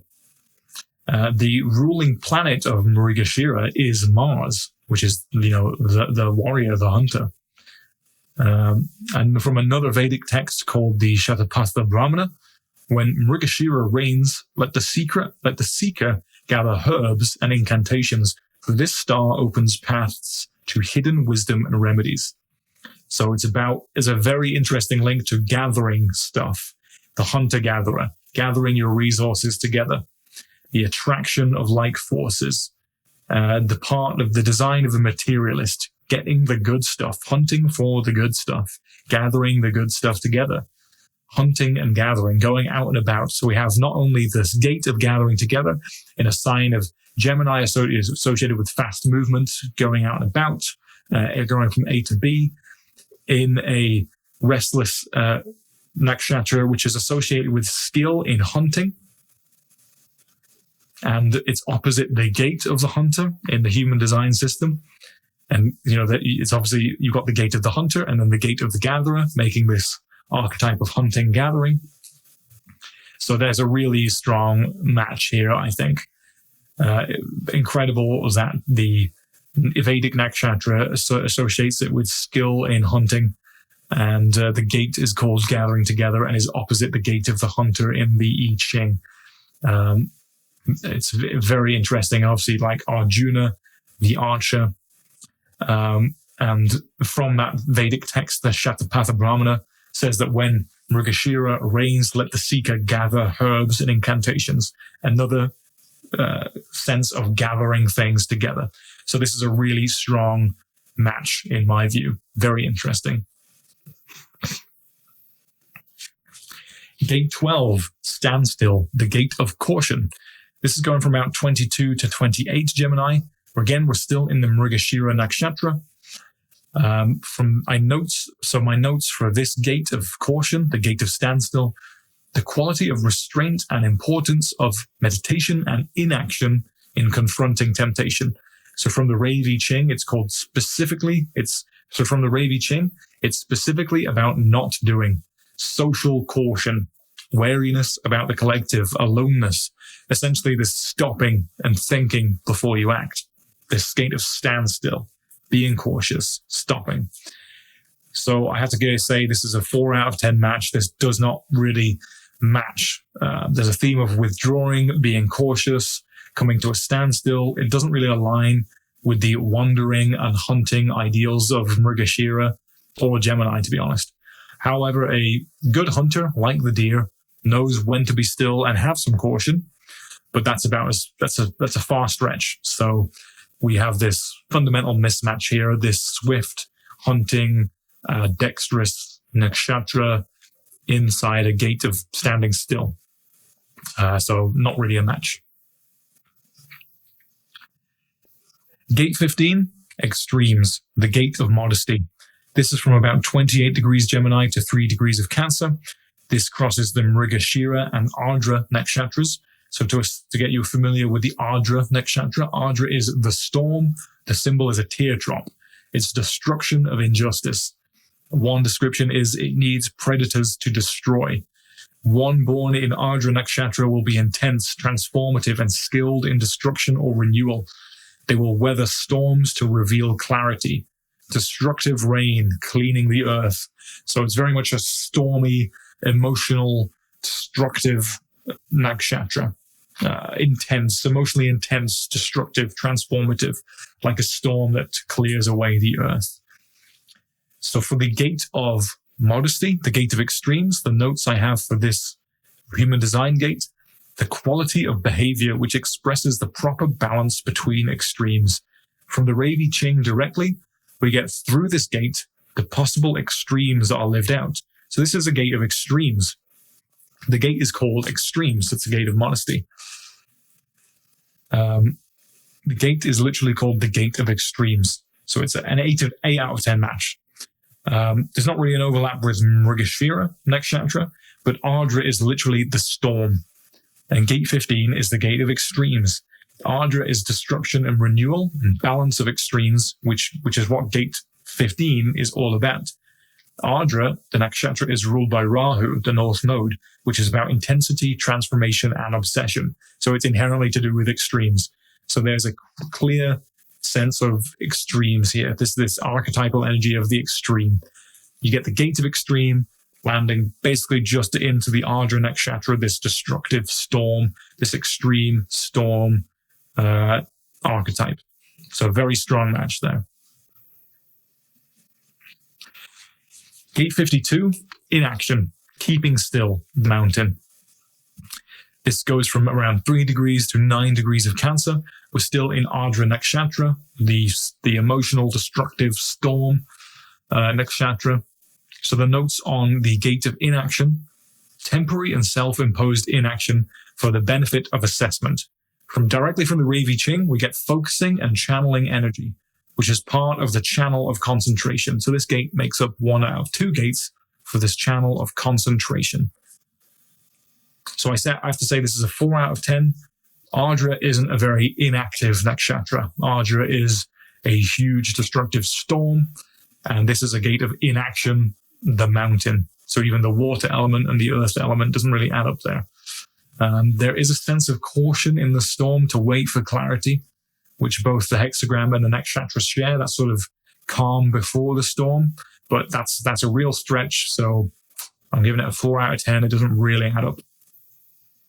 Let's go to gate 39, the Provocateur, the gate of obstruction. This goes from around 9 degrees to 15 degrees of Cancer. It crosses both Ardra nakshatra and Punavasu nakshatra. So Punavasu nakshatra is the cycle. The symbol is a bow and quiver, bow and arrow. It's about renewing, improving, and it needs the old for the new. So it's this cyclic idea. You fire off your bow, you have to go cycle it. You have to go through a cycle of getting everything. So it's a very cyclic nakshatra. It's literally called the cycle. So the notes that I have for this human design gate, the gate of obstruction, the value of obstruction in provoking analysis, assessment, and reevaluation. From the Ravi Ching, the provocateur is seeking out the spirit. The channel is a design of moodiness, the emotional wave. So the channel of this gate is a design of moodiness. So it's provocative, maybe a bit obstructive, a bit emotionally provocative in this gate. Like that's the characteristic. That's the characteristic associated with this gate, kind of emotional provocativeness, or provoking analysis, provoking assessment, can be a part of moodiness. So I have to say there's a connection between the obstruction that provokes assessment and the reevaluation of the cyclic replenishment of Purnavasu, this renewing and improving. So Purnavasu's renewal, the restoration and the repetition sort of fits with the assessment and reevaluation of the gate of obstruction, but that's a real stretch. It fits with Cancer, definitely fits with Cancer being this comfy, homey sign of replenishment, even an emotional sign in Cancer. So the gate and the nakshatra work well with the sign of Cancer, but there's not really so much of a direct link between Purnavasu, this cyclic idea, and this provocateur idea of the 39th gate. Gate 53, beginnings, the gate of development. This runs from about 15 degrees to 20 degrees of Cancer. It's in the Purnavasu nakshatra, which is the cycle, renewing and improving. One born in Purnavasu will be virtuous, adaptable, and skilled in trade and navigation. They will thrive by embracing cycles of loss and renewal. And it's ruled by Jupiter. So Purnavasu is very much to do with cycles of life. And this is the gate of beginnings or the gate of development. So the notes I have for this gate from the I Ching, development as a structured progression that is both steadfast and enduring. And from the Rave I Ching, we get the fuel of the maturation process, energy to start a new cycle regardless of the changes that it brings, the pressure to being and to complete a cycle. Now, I think this is pretty solid because I give this a 6 to 7. We have the tide themes of navigating new cycles of action and the pressure to start and complete a cycle. There's this theme of cyclic replenishment in Purnavasu nakshatra and in this gate of beginnings, the gate of development. It's about slow and steady progress, renewal and patience. The hexagram is actually a mountain tree which deepens its root with each season. So there is a cyclical, seasonal archetype to both the nakshatra here and the gate. That fuel of the maturation process, energy to start a new cycle, regardless of the changes that it brings, the pressure to complete a cycle. And Purnavasu, one translation being the cycle. So there's a real strong match here, which is quite incredible, really quite incredible. Gate 62, the gate of detail, preponderance of the small. This goes from the 20th degree of Cancer to 26th degrees of Cancer. We are still in the Purnavasu nakshatra, this cyclical nakshatra. One born in Purnavasu will be virtuous, adaptable, skilled in trade, navigation. They thrive by embracing cycles of loss and renewal. So the notes for the gate of detail, the gate of preponderance of the small from the human design system: caution, patience, and detail produce excellence out of limitation. And from the Rave I Ching, it's the gate of I think, the detail, the preponderance of the small. The concept of how things should be organized must face the crucible of testing, repetition, and experiment. So there's a brief link here. The Purnavasu's symbol of the bow and quiver does kind of show careful resource management, but the gate is much more about vocalizing mental concepts and the small details in those concepts. However, there is this sense of testing, repetition, and experimentation with those small details, which sort of matches with this cyclical analysis of Purnavasu, but not quite. It's a kind of a link there, not massive.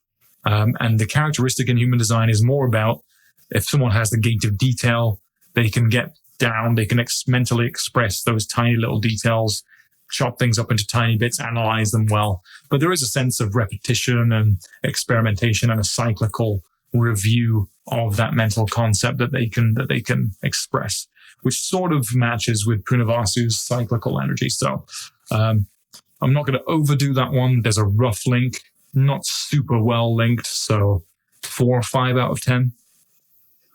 Gate 56, stimulation, the gate of the wanderer. Around 26 degrees of Cancer to 2 degrees of Leo, We are now in the Pushya Nakshatra in the Vedic system, and Pushya is the blossom. The symbol is the lotus, success, fruition. From the Brihat Samhita, one born in Pushya Nakshatra will be virtuous, nurturing, and engaged in agriculture or caregiving. They prosper by sustaining others like rain nourishes crops. So for the gate of stimulation, the wanderer, the notes I have from the I Ching, stability through movement, the perpetuation of continuity through the linking of short-term activity. And from the Ravi Ching exactly, it's part of the channel of curiosity, the design of a seeker, a searcher. The idea is never a solution, but it's always a journey. Once an idea is expressed verbally, that's the end of the process. So this gate of stimulation, the gate of the wanderer, it's a throat gate. It's more associated with the characteristic of being able to talk, being able to tell stories, being able to link ideas, to talk about different ideas, and just going on that mental journey and, being good at storytelling, being good at linking different topics together and expressing that through the throat. So does it go with Pushya's blossoming lotus symbol? Being virtuous, nurturing, engaged in agriculture and caregiving. There's a brief link between Pushya's advice that it needs, and the wandering and the stimulation of gate 56. That's kind of a real stretch, though. Pushya is more about stability, nourishment, and nurturing. And it fits with being in the tropical sign of Cancer, definitely, because that's a sign ruled by the moon, nurturing.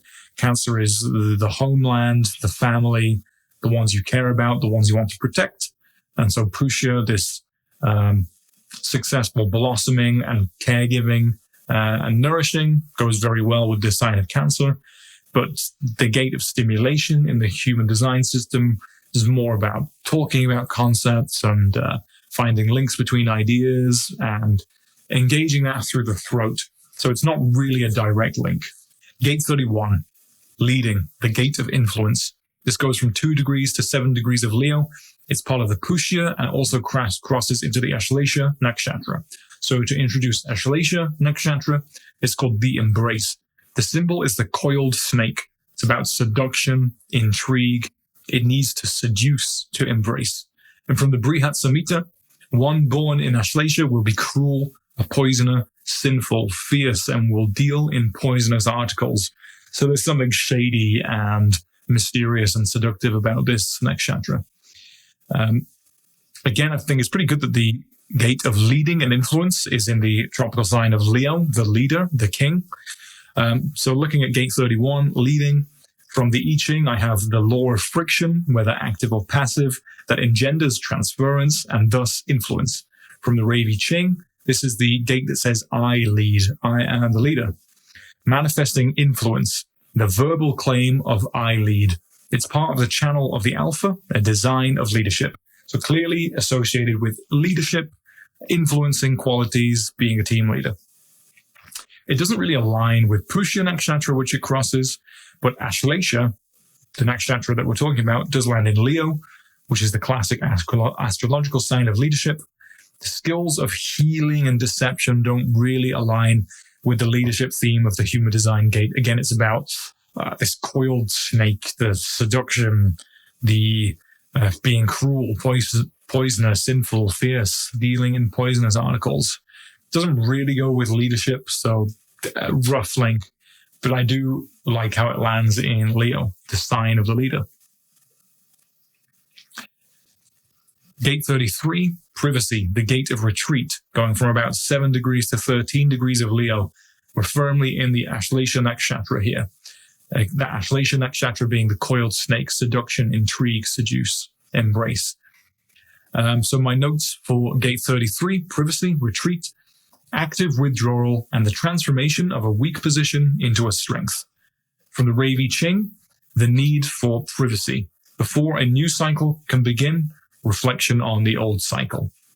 So I'd say there's a poor archetypal alignment here between the privacy and retreat focused hexagram and the Ashlesha Nakshatra, which is a bit retreating-ish, because it's coiled snake, it's seducing, it's behind the scenes, it's a bit sinful, poisonous. There's perhaps the link of maintaining secrecy, But apart from that, not really a good link. The characteristic of the human design gate is that need for privacy, the need for introversion before, and that sense of being a reflective person before you initiate something new. Gate 7, the role of the self, the gate of the army. This goes from around 13 degrees to 18 degrees of Leo. It's in the Assimilation Nakshatra. The notes I have for this gate is the point of convergence, by design, the need for leadership to guide and order society. From the Ravi Ching, logical direction, part of the channel of the Alpha, a design of leadership. This is the role of the self, the gate of the army. It's very much leadership based. It's part of the channel of the Alpha, the design of leadership.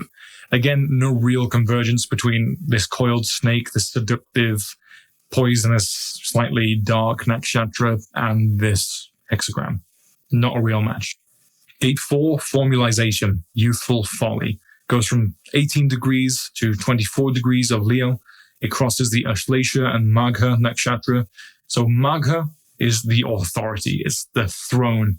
It's the wealth, the king, the royal leader, royalty. From the Brihat Samhita, one born in Magha will be noble, authoritative, and devoted to ancestral rights. They inherit the legacy of forebearers, wielding power with dignity. So it's very much about royal lineage, authority, regalness, being the king. For the notes that I have for the gate of formalization, youthful folly, is the energy to beguile and succeed despite ignorance, freedom from retribution. From the Ravi Ching directly, the most grounded path is based on logic, part of the channel of logic, a design of mental ease mixed with doubt. Again, not a great connection here. There does seem to be a disconnect between the mental, logical aspect of the gate of formalization in the mind and the royal authority imagery of Magha Nakshatra. However, a good leader should be logical, and authority does require humility to some extent, but there's not really a good link here with youthful folly versus the regal royalness of Magha Nakshatra. Gate 29, saying yes, the gate of the abysmal.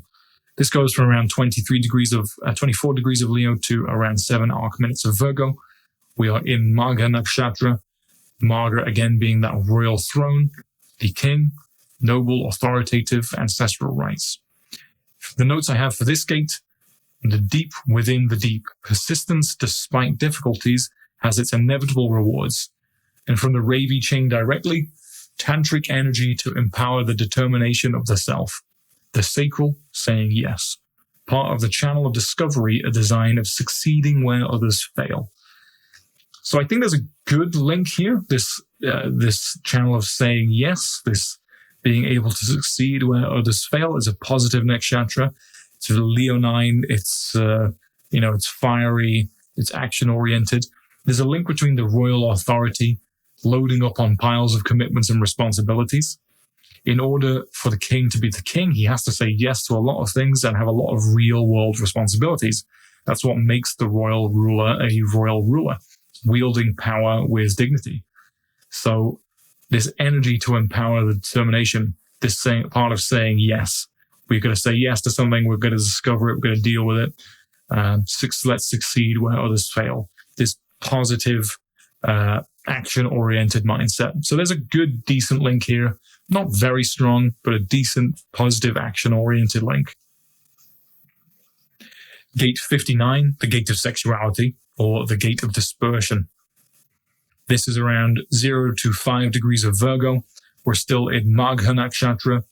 The notes I have for this gate is the ability to break down barriers to achieve union. From the Ravi Ching, breaking down barriers, dynamic power of the sex drive, intimacy, deep connection, fertility, and projects and careers, not just lovers. So this gate of sexuality, of being productive and creative. And I think this matches well with Virgo, because that sign of Virgo is the woman who has the crops and the medicine, this analytical way of gaining the resources to produce something beneficial, creative and healthy, from the land. That's the sign of Virgo.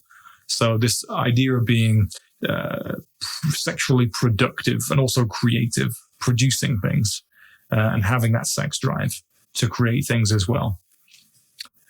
So I think there's definitely a link with the royal authority, this Leo energy, this prideful lion, the sexual energy, the charisma and enthusiasm of that regal lion-like leader.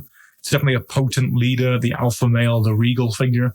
And I think Donald Trump, he has a Leo rising, Leo ascendant, and he has the entire channel of mating. So he doesn't just have this gate of sexuality.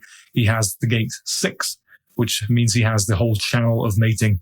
So there's probably children that we don't know about there, I'd imagine, and some sexual probably misconduct that he has been up to. I mean, this goes hand in hand with that alpha male, leonine, leading energy. So there's a clear link between this gate of sexuality and the enthusiasm and that not just pure sexuality, but sexual energy with the, with that royal king-like figure.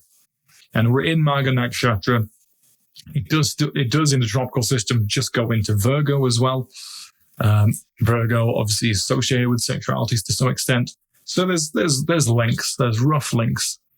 And again, considering this is essentially an abstract map of the stars and the position of planets, there really shouldn't be any archetypal interpretive link, and yet there is, based on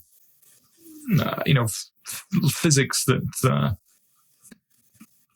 kind of transrational physics. Anyway, gate 40, Aloneness, the gate of deliverance, goes from about 5 degrees to 11 degrees of Virgo. We're in the Purva Falguni Nakshatra. So to introduce Purva Falguni, it's the husband. The symbol is the front legs of a bed. It's about creativity, assertiveness, and it needs a woman to be a man. From the Brihat Samhita, one born in Purva Falguni will be joyous, devoted to pleasures, skilled in arts, and fond of social gatherings. They will be blessed with conjugal happiness and prosperity. For the gate of aloneness, the gate of deliverance, the notes I have are the point of transition between struggle and liberation. From the Ravi Ching, I get one of 3 gates of the social circuit, one of 3 gates of social caution. There's the heart center. It's a gate of the heart center, and it's part of the ego circuit. So I'd give this a 4 out of 10. Purva Falguni symbol is the swinging hammock, the bed, the legs of a bed, relaxation, pleasure, romance, social activities. There is the essence of if it's not aloneness, there's definitely a sense of privacy ruled by Venus. Doesn't quite match with the social gathering aspect to this though. So it's a gate of aloneness and deliverance in a nakshatra of enjoying social activities and the good things in life. So not quite a match. Gate 64, the gate of confusion before completion, around 11 degrees to 17 degrees of Virgo. We're in Purva Falguni Nakshatra. So the notes that I have for gate 64, which is, again, the final of the 64 gates, but it's positioned in this order in the tropical zodiac. Transition, like birth, requires a determined strength for the passage through. So from the Ravi Ching, it's part of the channel of abstraction, a design of mental activity and clarity. The beginning of the abstract mental process. It's about mental activity, filtering information before the pressure can be relieved. So we have this gate of confusion in its nakshatra to do with social pleasures, social gatherings, and happiness. Virgo is ruled by Mercury, so there is a mental link, Mercury being the mind. Virgo is a kind of a mentally ruled sign, detail-oriented, and it's a gate of mental activity. So it works with being in Virgo, but maybe not specifically the Purva Falguni Nakshatra. So 4 out of 10, the abstract mental pressure theme of Gate 64 doesn't really align with Purva Falguni's love of social gatherings, relaxations. Virgo itself, where it sits, is very logical, detail-oriented sign, ruled by the thinking planet of Mercury. Gate 47, Realization, the gate of oppression, going from 17 to 22 degrees of Virgo. This is in the Uttara Falguni Nakshatra. So to introduce Uttara Falguni, it's the wife. The symbol is the back legs of the bed. It's kind of the opposite, complementary of Purva Falguni. It's about beauty and fulfillment. It needs resources to fulfill desires. One born in Uttara Falguni Nakshatra will be charitable, righteous, a ruler or leader of men, and will enjoy the pleasures of life. The notes that I have for gate 47, the gate of oppression, is a restrictive and adverse state as a result of internal weakness or external strength, or both. From the Rei Ching, mental stress and anxiety. You can only wait for the moment of realization. So this is a gate of mental oppression. It's not a very good gate. Again, it's in Virgo, a mentally ruled sign, ruled by Mercury. This is a mental oppression. It's in the head center, I believe, if not in the crown center. No, it is the head center. So I've said there's no real alignment between the restrictive and adverse state of mental oppression and Uttara Falguni's symbols of beauty, charity, generosity. They're one's very restrictive and oppressive, the other's very generous and beauty-oriented. So no real match. However, it does do well being in tropical Virgo. Gate 6, the gate of friction, or the gate of conflict, around 22 degrees to 28 degrees of Virgo, sitting in the Uttara Falguni Nakshatra. The notes I have for the gate of friction is the fundamental design component of progress, the law that growth cannot exist without friction. From the Rei Ching, there's feeling, emoting, and sensitivity, this gate of friction and conflict. So again, this human design gate of friction, this gate of conflict, does not really pair well at all with the charitable, righteous enjoyer of the pleasures of life of Uttara Falguni, so it doesn't really work there. I'm struggling to see how it fits into Virgo too, to be honest, so let's move on. Gate 46, the determination of the self, the gate of pushing upwards, goes from around 28 degrees of Virgo to 3 degrees of Libra. We are now in Hasta Nakshatra. So to introduce Hasta Nakshatra, the Hasta is the dexterous hand. The symbol is the open hand. It's about awareness and detail, craftsmanship to some extent. It needs inspiration to acquire. From the Brihat Samhita, one born in Hasta will be skilled in crafts, trade, or healing. They excel in manual dexterity and service, like a potter shaping clay. So Hasta is the hand. Could be a healing hand or a crafting hand.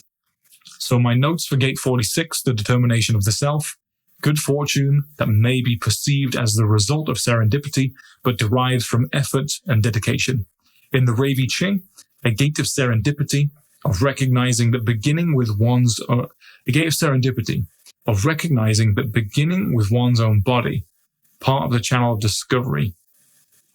So the notes I have for gate 46, the determination of the self, good fortune that may be perceived as the result of serendipity, but derives from effort and dedication. From the Rei Ching, it's part of the channel of discovery, a design of succeeding where others fail. So I've given it a 6 out of 10.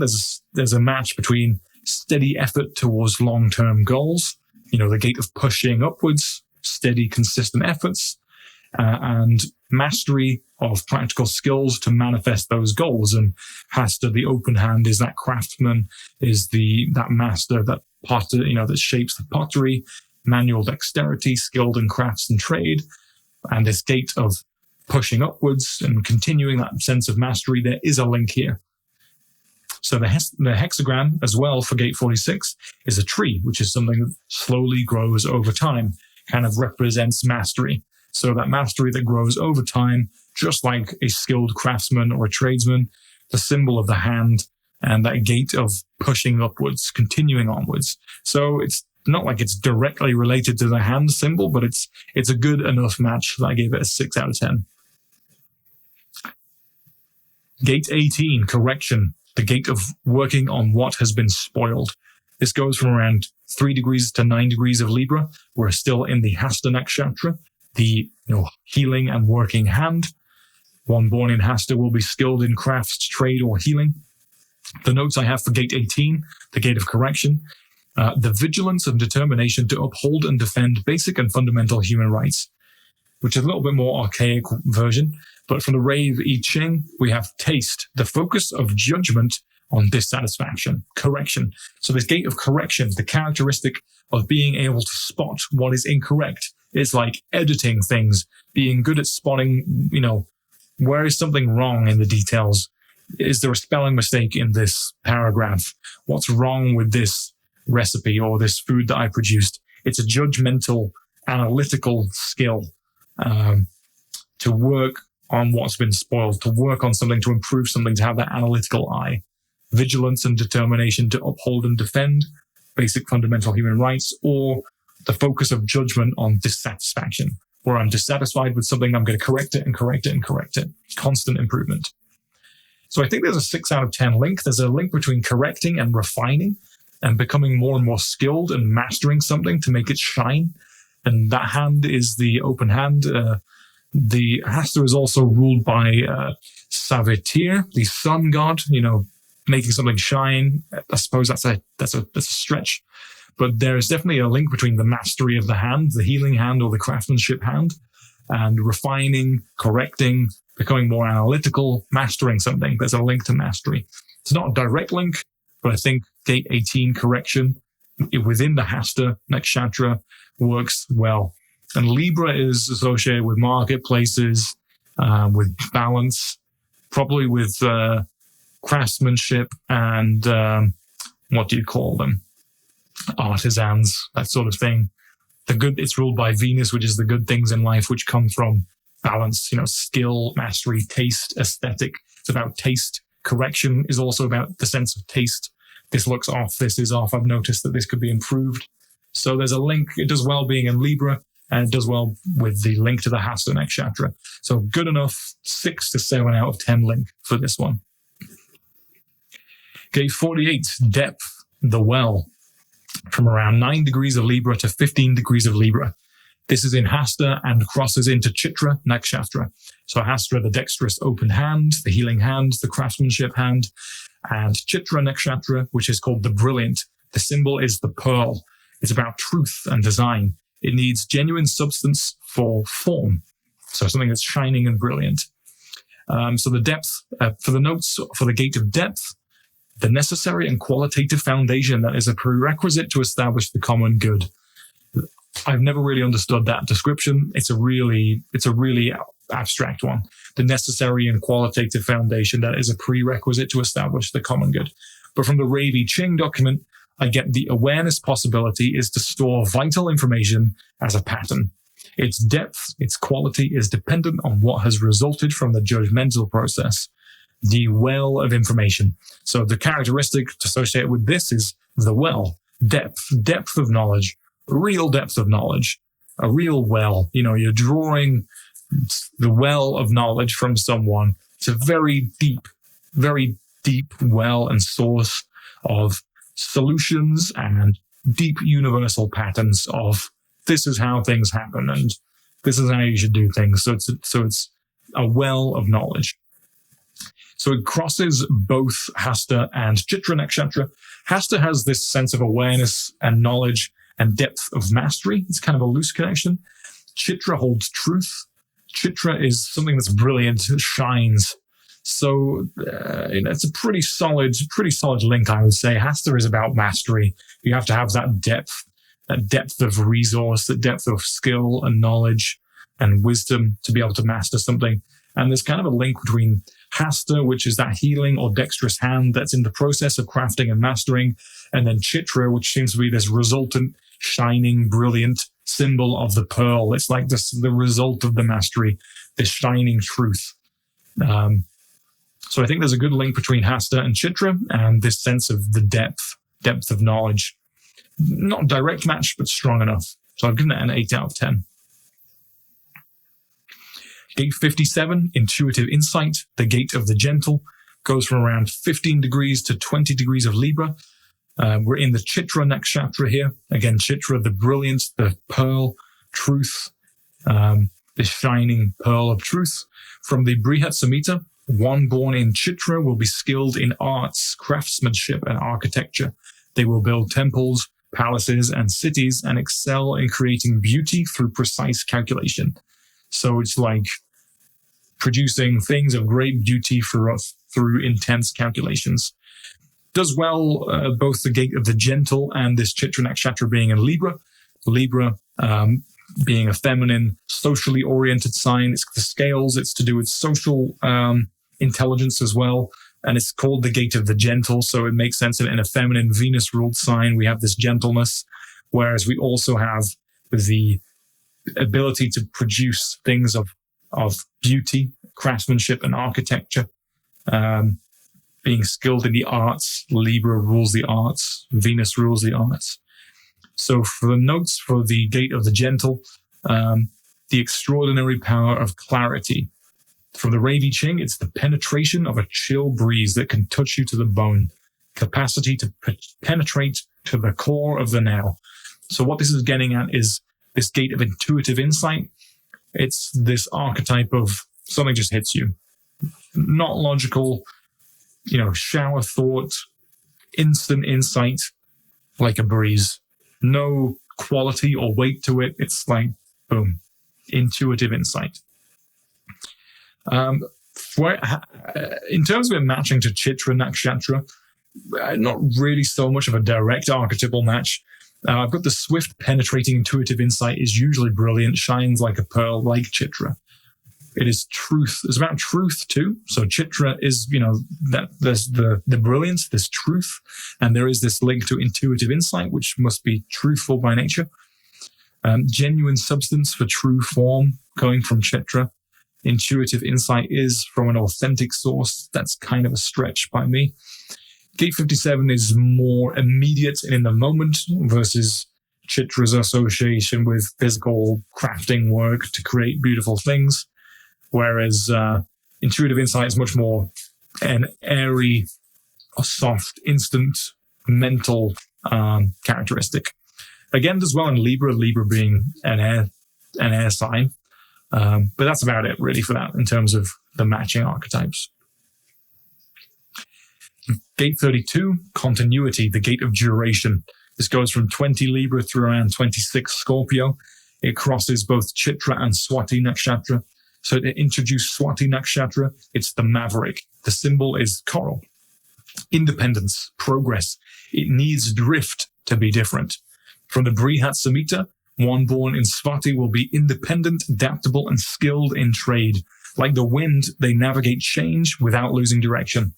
So we have a clear image for this one. And the gate of continuity and duration, the notes I have is the only thing which endures is change. From the Ravi Ching, adapt in the now without losing continuity. Individual survival on the material plane. So I've given this a 7 out of 10. Obviously, it doesn't align with Chitra, but it does, Swati's maverick independence, this characteristic of Swati Nakshatra, the maverick, the independence, they need to be different, they need to drift around. Its drifting directly matches the continuity and duration gate. Navigation without losing direction. So continuing things, the gate of continuance, the gate of duration, continuing on, adapting, being swift and adaptable.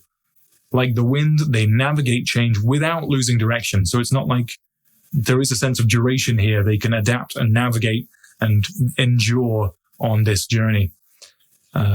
So this is a real solid match, I think, this gate of continuity and duration versus Maverick's swiftness, independence, and being able to navigate change without losing direction. It's that characteristic in human design of being able to navigate intuitively, regardless of the external circumstances. So I think it's a pretty good match. Gate 50, values, the cauldron. This is in Swati Nakshatra, around 26 of Libra to 2 Scorpio. Swati Nakshatra is the maverick, independence, progress, One born in Swati will be independent, skilled in all actions, engaged in trade or agriculture, may earn a livelihood through weapons or tools, and the deity is Vayu, which literally means wind. So the notes I have for gate 50, values, the cauldron, the value of historical continuity whose traditional values serve and enrich the present and the future. From the Rave I Ching, I have tribal law, the fear of responsibility. Personally, I cannot see any match between the conservative notion of tribal nourishment. Personally, I can't see any match between the conservative notion of tribal nourishment and the historical values and the maverick, independent, progressive thing with Swati. There is the link to being engaged in agriculture, earning a living through weapons or tools, very lightly linking that to tribal nourishment, but it's a real stretch. So we have Swati, this maverick, independent, swift nakshatra, with the gate of historical continuity, the traditional values that serve and enrich the present and the future, this tribal law, preserving the tribe. There seems to be a complete conservative versus progressive sort of dichotomy here, so I don't think there's a real archetypal match. Gate 28, the game player, preponderance of the great. This goes from about 2 degrees of Scorpio to 7 degrees of Scorpio. We're still in the Swati Nakshatra. The notes I have for gate 28, the gate of the game player, the transitoriness of power and influence. From the Rave I Ching, knowing in the now whether it is of value to struggle or not. The fear of death, struggling and delving deep into the meaning of life. Awareness of what is worth taking risks and fighting for. So this game player, does well in Scorpio, being a power sign ruled by Mars, whose Mars can be associated with athletics and battles and games to some extent, war games. Game player. There's a sense of transitory power and influence, knowing in the now whether it is of value to struggle or not. Should I put myself deep into this game or not? There's a sphere of death. There's a real risk to playing the game, struggling and then delving deep into the meaning of life, going into the game. Awareness of what is worth taking risks. So I do think there's a direct match to that sense of transitoriness. Swati is independent and has this drifting characteristic. It needs drift to be different. Naturally, its own power and influence would also be transitory. Swati is also aware of its own risk-taking, though it is independent and drifting. Knowing that power and influence can sway, and the Swati Nakshatra has a sense of swaying with the power. So there's a sense of transitory power, playing the game, with the sense of the maverick who's, skilled, trade, agriculture, livelihood through weapons, going into the game, risking death, and Scorpio being associated with death and being ruled by Mars, this aggressive planet, the sense of really getting involved in a sort of masculine sense and really risking something. So like a risk taker, that would be the characteristic, or a maverick risk taker, adrenaline junkies, that sort of thing. So I think there's a good match there. Not entirely super aligned, but a strong match. Gate 44, alertness, coming to meet, goes from 7 degrees to 13 degrees of Scorpio. We're in the Swati Nakshatra. The notes for the gate of alertness is that the success of any interaction is based on the absence of any preconditions. From the Rave I Ching, I have that it's the part of the channel of entrepreneurial enterprise, a design of a transmitter, this part of the ego circuit, and the splenic center. It's to transmit one's ego to the tribe. So this gate of alertness and coming to meet, individual meeting with tribe, in this nakshatra to do with the maverick, this independence. I've given it a 5 out of 10. Both have a sense of sudden change, requiring adaptability in the now, but Swati's independence avoids entanglement in volatile situations. It's a dance of caution and adaptability. I don't think there's a real strong archetypal link to these ones. Next up is gate number 1, self-expression, the creative. It goes from about 13 to 18 degrees of Scorpio. We're in Swati and Vishaka nakshatras. Vishaka nakshatra is the coupler. The symbol is the archway. It's a goal-oriented nakshatra. Description is it needs fertilized seeds to harvest.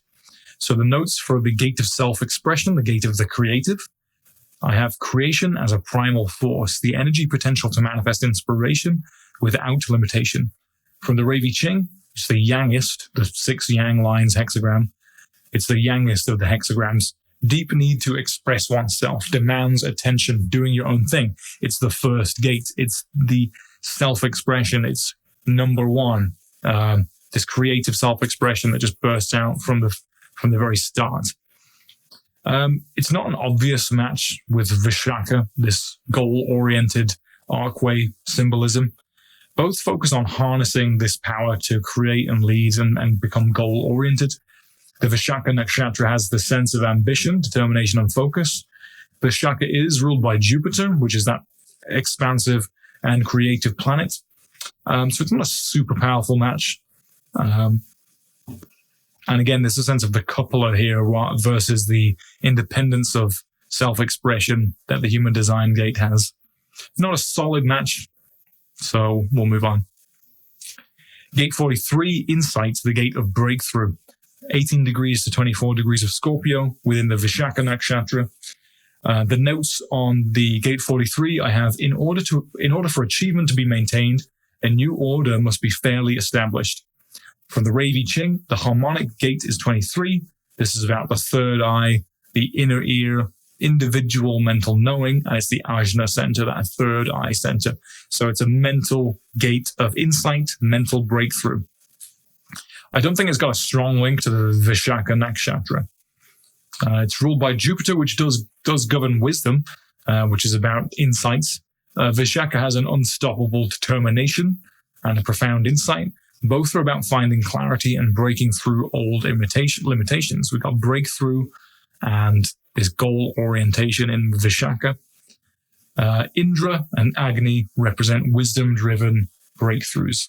So there's a light link here. Sense of mental insight and wisdom and breaking through something. Whereas Vishaka is ruled by Jupiter, the planet of wisdom, and it's goal-oriented. So it's trying to break through. So I think there's a good strong enough 5 out of 10 link. I won't push it too far. Gate 14, the gate of power skills, possession in great measure, going from 24 degrees of Scorpio to around 7 arc minutes of Sagittarius. This crosses the Vishaka and Anuradha nakshatras. To introduce Anuradha nakshatra, it's the lover. The symbol is the lotus. It's romance, desire, love, sex. It needs arousal for climax. It's the kind of archetypal lover boy nakshatra. The notes I have for gate 14 is the accumulation and retention of power through skilled interaction, coupling grace with control. From the Ravi Ching, the fertile power of the sacral center at its most exalted, the fuel that drives the cars. So this sense of power skill, possession in great measure. I give it 6 out of 10. Vishaka is certainly powerful, ruled by Indra and Agni, ruled by Jupiter, governing wealth and expansion. So ambition, victory, and achieving status matches well here, power skills and Vishaka. From the Brihat Samhita, Vishaka born are resolute, unwavering in their pursuits, driven by a fire that does not wane. So that feels like power skills to me. So the characteristic of the human design gate, this possession in great measure, knowing what to do with resources, having powerful skills to manage your resources and to generate resources and to achieve the goals. There's a light archetypal link. I think it does pretty well. And Scorpio is very power seeking as well. That does power skills does well in both Scorpio and Sagittarius. Scorpio is about hidden power. Sagittarius is the wisdom fire sign ruled by Jupiter. It's fiery, goal-oriented, ultimately ruled by Jupiter, which is wisdom. So power skills does well in Scorpio and Sagittarius archetypally, and does pretty well with the Vishaka Nakshatra. So 6 out of 10. Gate 34, power. The power of the great, the gate of power. Running from about the start of Sagittarius to 5 degrees Sagittarius. This is actually in the Anuradha Nakshatra. We're still in Anuradha Nakshatra here. The lover, obviously Anuradha being the very loving one. From the Brihat Samhita, one born in Anuradha will foster alliances, lead communities, and uphold sacred bonds. The strength lies in unity, not solitude. The notes that I have for the Gate of Power, Gate 34, is that power is only great when its display or use serves the common good. From the Ravi Ching, pure unconditioned power, power ready for display, available for use. So it's just pure energy, pure power. Just Gate of Power. I've got a 5 out of 10 match here. Both Anuradha and the Gate of Power hold a theme of flourishing through adversity, but Anuradha is much more partnership focused. It's love and romance and relationships. It has some association with occult powers, but it's more traditionally associated with love, romance, partnership, and community and interpersonal skills. Maybe power coming from unity. So it's not a direct match with Anuradha with the Gate of Power. I do think it does well being in Sagittarius, though. Sagittarius being expansive, fire sign, wisdom, ruled by Jupiter. Sagittarius is a powerhouse, so power works well. Gate 9, the Gate of Focus, or the taming power of the small, running from 5 degrees to 11 degrees of Sagittarius. We are running both the Anuradha and the Jyeshta Nakshatras here. So to introduce Jyeshta Nakshatra, Jyeshta, the translation is the best Jyeshta. The symbol is the earring. It's ambition and intrigue. One description is it needs attacks for counterattacks. From the Brihat Samhita, one born in Jyeshta will be dominant, ruthless in action, and victorious in battles. So it's very powerhouse, the best. And it works well being in Sagittarius, which is a powerful powerhouse sign. It's not really a match with Anuradha. Jyeshta is ruled by Indra, which represents strategic control rather than brute aggression. It's about being victorious in battles. There's a concentrated force. It's focus. Now, this is more characteristic of being able to concentrate and focus on those small tasks, but there is a sense of concentration of power here. The Gate of Focus, the taming power of the small, to really focus in on the details. And that concentration of energy and power can sort of be associated with Jyeshta Nakshatra. But Jyeshta is much more victorious and glorious than the delicate, small focusing archetype of this 9th gate. So I've given it a 5 out of 10. I do think it does well being in the Sagittarius sign in the tropical zodiac. I wouldn't exactly link it to Jyeshta Nakshatra, though. Gate 5, fixed rhythms, waiting from 11 degrees of Sagittarius to 17 degrees of Sagittarius. We are in the Jyeshta Nakshatra here. The notes that I have for Gate 5 on the Gate of Waiting is the fundamental attunement to natural rhythms. Waiting as an active state of awareness. From the Ravi Ching, empowerment of the self, power to fix the pattern, habits, daily rhythms, daily tempos. So this is a gate about fixed rhythms, being able to wait, being able to get a sense of patterns, daily habits, daily rhythms, setting yourself up for those daily cycles. There's to be honest, there's no real link to the idea of daily habits and rhythms versus the victorious nature of the Jyeshta Nakshatra. It doesn't really speak to the expansive archetype of Sagittarius either, so this is like a 0 out of 10 for me. Gate 26, the egoist, the taming power of the great, running from 17 Sagittarius to 22 Sagittarius. We are in Jyeshta Nakshatra and Mula Nakshatra. To introduce Mula Nakshatra, it's the uprooter. The symbol is the root, the Mula, like the Mula chakra. So lie detecting. It needs lies to clash. That's a description. So this real sense of the root.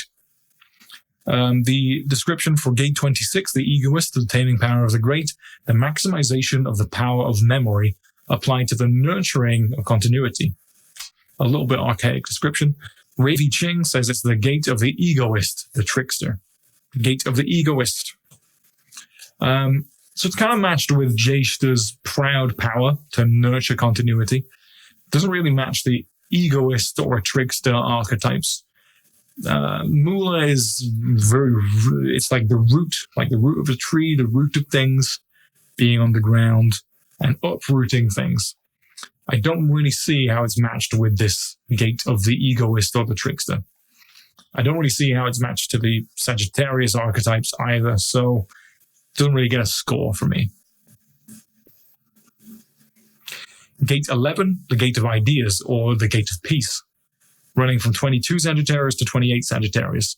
We're in the Mula Nakshatra, Mula being the uprooter. The notes for gate 11, the gate of peace, is a harmonic condition in the individual or society that permits assessment before renewed action. In the Ravi Ching, it says, the conceptual possibility which emerges from the task of realizing. The fulfillment of an idea is its verbal expression, not action. Ideas are not prescription for action. They are stimulation for reflection. So it's just a gate of pure ideas, ideas, cool ideas, talking about cool ideas, distinct from actually implementing anything. It's just the gate of ideas. Kind of works well with being in Sagittarius, which is ruled by Jupiter, is more expansive and positive, ruled by Jupiter, this planet of wisdom. But I don't really see the alignment to the Mula Nakshatra. One is solely about ideas, the other is about uprooting things and detecting lies. So not really a clear match on that one. Gate 10, the behavior of the self, the gate of treading. 28 degrees of Capricorn to 28 degrees of Sagittarius to 3 degrees of Capricorn. We're in the Mula and crossing over to the Purva Ashada Nakshatra. To introduce Purva Ashada Nakshatra, Purva Ashada can be translated to the alliance. The symbol is the elephant tusk. It's about power and allies. It needs the powerful for alliance. From the Tatricha Brahmana, the invincible early victory is the nakshatra of penetrating obstacles through adaptable persistence. So it's a very powerful nakshatra, that this power of the elephant, people riding on an elephant in an army, powerful alliances, invincible early victory, penetrating obstacles, adaptable persistence. It's a kind of powerhouse nakshatra. The notes for the human design gate 10, the behavior of the self, or treading, the underlying code of behavior which ensures successful interaction despite circumstances. In the Ravi Ching, it's as part of the channel of following one's convictions. It's a G-center gate. I give this a 5 out of 10. There's a sense of adaptable persistence, victory through unbroken continuity of effort, but there's a contrast between the behavior of the self and the alliance of Purva Ashada. Both overcome adversity through non-aggressive strategic methods. It's kind of this personal humility versus a cosmic flow. So this behavior of the self, the part of the channel of following your own convictions, it's still a powerful characteristic to follow your own convictions. Works well being in late Sagittarius. Not quite sure how it matches to this very powerful alliance-oriented nakshatra of Purva Ashada. So I give it a 5 out of 10. Gate 58, aliveness, the gate of the joyous, running from 3 degrees Capricorn to 9 degrees of Capricorn in the Purva Ashada Nakshatra. Purva Ashada is the alliance again. So gate 58, the notes that I have for aliveness is stimulation is the key to joy. From the Ravi Ching, I have, this is a root center gate, part of a design of insatiability, a gate of vitality, zest for life, and the energy for a better life. So I've given this a solid 8 out of 10 because this is a gate of aliveness, the joyous. And there's a sense of power and vitality and persistence for better circumstance between this gate of aliveness and the joyous and the Purva Ashada, powerful, early victory, penetrating obstacles through adaptable persistence. It's not exact match, but it's still a powerful obstacle beating archetype. The energy and zest for life causing the victory and improvement of circumstances. And Purva Ashada is ruled by Venus, which is also associated with enjoyment, luxuries. There's a sense of invincibility, charisma, and optimism, which matches well with this sense of the gate of aliveness, the joyous, and this Purva Ashada powerhouse victory nakshatra. So giving it an 8 out of 10, I think it's a pretty good match. Gate 38, the fighter, opposition. This is in 9 degrees to 15 degrees of Capricorn in Purva Ashada Nakshatra. So the notes I have for gate 38, the gate of the fighter, is the ability to preserve individual integrity through opposition to detrimental forces. In the Ravi Ching, it's part of the channel of struggle, a design of stubbornness, the fuel to fight, the struggle to fight for what has value. So clear archetype, fighting for what has value. I think there's a pretty good 6 out of 10 alignment here. Overcoming obstacles in the heat of struggle versus the patience of universal flow. Both have fighting imagery. Purva Ashada being the powerful, victorious alliance. Gate 38 being the gate of the individual fighter. One's an individual fighter, one is this powerful allies and assured victory. So both have this fighting dynamic. I think that's a very, very clear match. The gate of the fighter in a nakshatra associated with victory and powerful alliances. Very good. I mean, and in Capricorn as well, this solid earth sign ruled by Saturn, which is certainly gritty and ready to fight. So a very good archetypal match on this one. I will give it a 6 out of 10. Gate 54, the gate of ambition, also known as the marrying maiden in the I Ching, running 15 degrees to 20 degrees of Capricorn in the Purva Ashada Nakshatra. The notes I have for gate 54, the gate of ambition, interaction in its mundane social context, but also one's mystical and cosmic relationships. And in the Ravi Ching, rising up, moving up the ladder, the gate of drive, ambition, fuels the drive to transform. So it's much more easy to understand from the human design perspective. It's an ambitious gate. It's a characteristic of ambition. And we have this Purva Ashada Nakshatra, which is a powerful alliance that goes to victory. So I'm giving this a 6 out of 10. Both have this energy of rising up, either aiming to be victorious or actually just being victorious. There is a bit of a discrepancy between the individual ambition and the rising up versus the joining the powerful alliance, but both are quite ambitious, have fighting energy, and gain victory. Purva Ashada is strength and invincibility. It's about that elephant tusk, the strength and the durability, the ambition to win your fights, to join powerful alliances, to make your way up the ladder. So I think this is a really strong archetypal match between the I Ching, the human design gate of ambition, landing in Purva Ashada. Now Capricorn, it's solid, it's Saturn ruled, it's an earth sign. We're associated with ambition. I think so. Capricorn is often associated with government and corporate and the corporate ladder ruled by Saturn, that very hard-working, slightly less aggressive, but still very gritty and hard-working planet of Saturn. So all three kind of line up here. So I'm giving that a 6 out of 10. Gate 61, the gate of mystery, or the gate of inner truth, running from 20 to 26 degrees Capricorn. We are in Uttara Ashada Nakshatra. To introduce Uttara Ashada Nakshatra, translation is the victor. The symbol is the elephant's tusk again. It's about mastery, commanding, and it needs to command, to conquer. Mastery, commanding, this sense of being the warrior riding the elephant. So the notes that I have for gate 61, the gate of mystery, is the awareness of universal underlying principles. From the Ravi Ching, I get it's a head center gate. It's part of the knowing circuit, and it's part of the design of a thinker, the pressure to resolve the individual mystery. I'm giving this a 4 out of 10 because we have a break in alignment here with the Uttara Ashada being the victory, commanding, conquering. It worked pretty well for the previous gate versus this introverted pressure to resolve and do mental activity, design of a thinker. It doesn't really align. This is a introverted mental activity, analytical activity archetype versus this powerful victory, commanding, masterous, powerful nakshatra. Doesn't quite add up.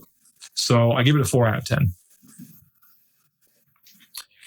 Gate 60, the gate of acceptance or the gate of limitation, running from 26th Capricorn to 2 degrees Aquarius in the Uttara Ashada Nakshatra. Uttara Ashada is the victor. The symbol is the elephant's tusk. Mastery, commanding. It needs to command to conquer. The notes that I have from gate 60 for the gate of acceptance, the acceptance of limitation is the first step in transcendence. From the Ravi Ching, pulsing pressure to mutate, limited. Otherwise, this energy can manifest as chronic depression. So I don't really see much of an alignment between the idea of limitations and accepting limitations versus Uttara's highly extroverted, commanding, conquering, victory-oriented energy. The human design gate is about accepting limitations as a way to move forward, whereas Uttara Ashada would not have any acceptance of limitations. It would just smash through it because it has this victorious, glory kind of ridden energy to it. So I've given that a 4 out of 10, not a direct archetypal alignment. Gate 41, contraction, or the gate of decrease. It runs from 2 degrees to 7 degrees Aquarius. It crosses Uttara Ashada and the Shravana Nakshatra. To introduce Shravana Nakshatra, this is the listener. The symbol is the ear. It's about learning, progressing, sound, music, listening to spiritual teachers. It needs questions to find the path. The notes that I have for gate 41, the gate of contraction or the gate of decrease, is the limitation of resources which maximizes the development of potential. From the Ravi Ching, contraction, cutting back the plants in autumn, part of the channel of recognition, a design of focused energy. So cutting back the plants in autumn, decreasing things, contracting things so that, getting rid of things so that things can move on. This sense of in contraction and in decrease, there's a certain strength. Unfortunately, this doesn't really match with Uttara Ashada's victorious imagery. There isn't any really decrease or contraction of resources there. Neither does it match the Shravana Nakshatra's symbol of the ear, the listening for wisdom. There is a sense of patience and delayed gratification, but that is a real stretch from me. So Uttara Ashada, this powerhouse, and Shravana, the listener to spiritual wisdom, does not really associate well with the gate of contraction and decrease. So that's a 0 out of 10. Gate 19, wanting, the gate of approach. This goes from 7 degrees to 13 degrees Aquarius. We are in the Shravana Nakshatra. Again, Shravana, the listener, ear, listening to spiritual teachings, wisdom, sound. The notes that I have for gate 19, the gate of wanting, the gate of approach, that all things are interrelated is apparent and manifested through the action of approach. From the Ravi Ching, I have, this is a root center gate. The ego circuit is part of the channel of synthesis, a design of being sensitive. It's about supporting the tribe, and survival. It's making sure the tribe survives with the resources such as food. This sense of the gate being approach, getting what you want, being part of a tribal channel to give goods and resources to the tribe, also being highly sensitive to emotional needs. So the channel that this makes up is the channel of synthesis, which is called a design of being sensitive. So there's a sense of emotional sensitivity here. I've given this a 0 out of 10. There doesn't seem to be an obvious connection to the gate of wanting, this tribal providing energy of food and resources. This is an emotional thing with the nakshatra of listening to spiritual wisdom, the ear, listening and learning. There's a brief link to preserving what is valuable for the collective, but that's a super stretch from me. So the human design gate, the wanting, doesn't, for me, match up with the nakshatra of Shravana. Gate 13, the listener, the fellowship of man. This runs from 13 to 18 Aquarius. We are in Shravana, and it crosses over to Dhanishta Nakshatra. Now, get a load of this one, because Shravana is the listener. The symbol is the ear. It's about learning, progressing, music, sound, listening to spiritual wisdom. It needs questions to find the path. And this gate is literally called the listener. This is the gate of the listener in the nakshatra, Vedic nakshatra, called the listener with the symbol of the ear. This is one of the strongest alignments in the entire thing, considering, once again, that the order of these I Ching hexagrams are essentially completely arbitrary, that the founder of human design specifically placed the separate I Chings in these specific areas of the tropical zodiac. And we look at a system which is thousands of years older, and we have a division in their astrological system, which also contains the symbol of listening. So this is a very strong link for me, and kind of crazy that this gate links up so well. So universal ideas and values in an ordered framework which inspires humanistic cooperation. From the Ravi Ching, for the gate of the listener, this gate will always attract others who will come and share their experiences. The knowledge of the cycle is accumulated as memory. The gate of the hearer of secrets, the listening to spiritual wisdom, the gate of the listener in the nakshatra of the listener. So this is a 10 out of 10, direct match, direct hit. The listener and Shravana, both about listening and learning. The hearer of secrets in the Ravi Ching is like hearing Vedic knowledge or spiritual knowledge from the Vedic standpoint. The fact that both are in Aquarius, an air sign associated with innovation, spiritual wisdom to some extent, ruled by Saturn, which also governs wisdom, or classic wisdom.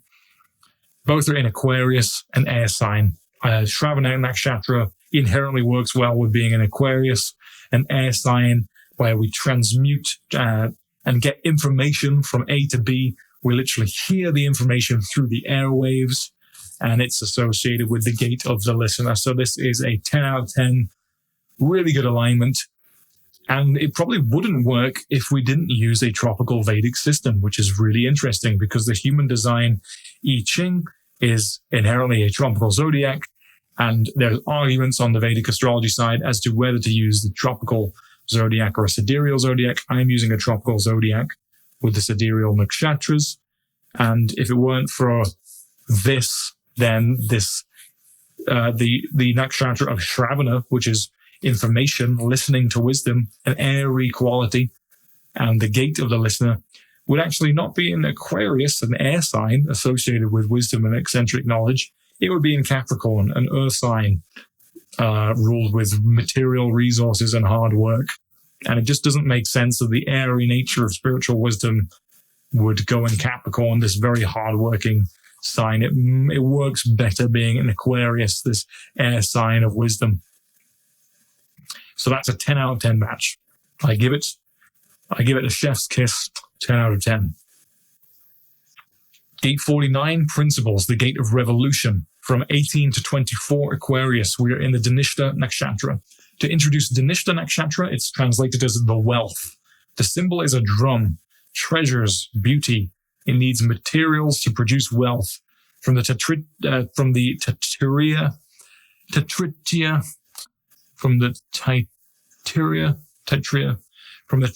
Brahmana. So introduce Dhanishta Nakshatra, the wealth. The symbol is a drum, treasures, beauty. It needs materials to produce wealth. From the Taittiriya Brahmana, it's the star of symphony, which achieves success through collective alignment and adherence to cosmic rhythms. So the notes that I have for gate 49, the gate of principles or the gate of revolution, is ideally the transformation of forms based on the highest principles and not simply for power. From the Ravi Ching, I have exaltation of animals as gods, part of the channel of synthesis, a design of being sensitive. So I'm giving this a 5 out of 10. There's a brief link between wealth and the resources, and which is needed in the channel of synthesis. Remember, this channel of synthesis is a tribal channel to do with being sensitive to the needs of the tribe.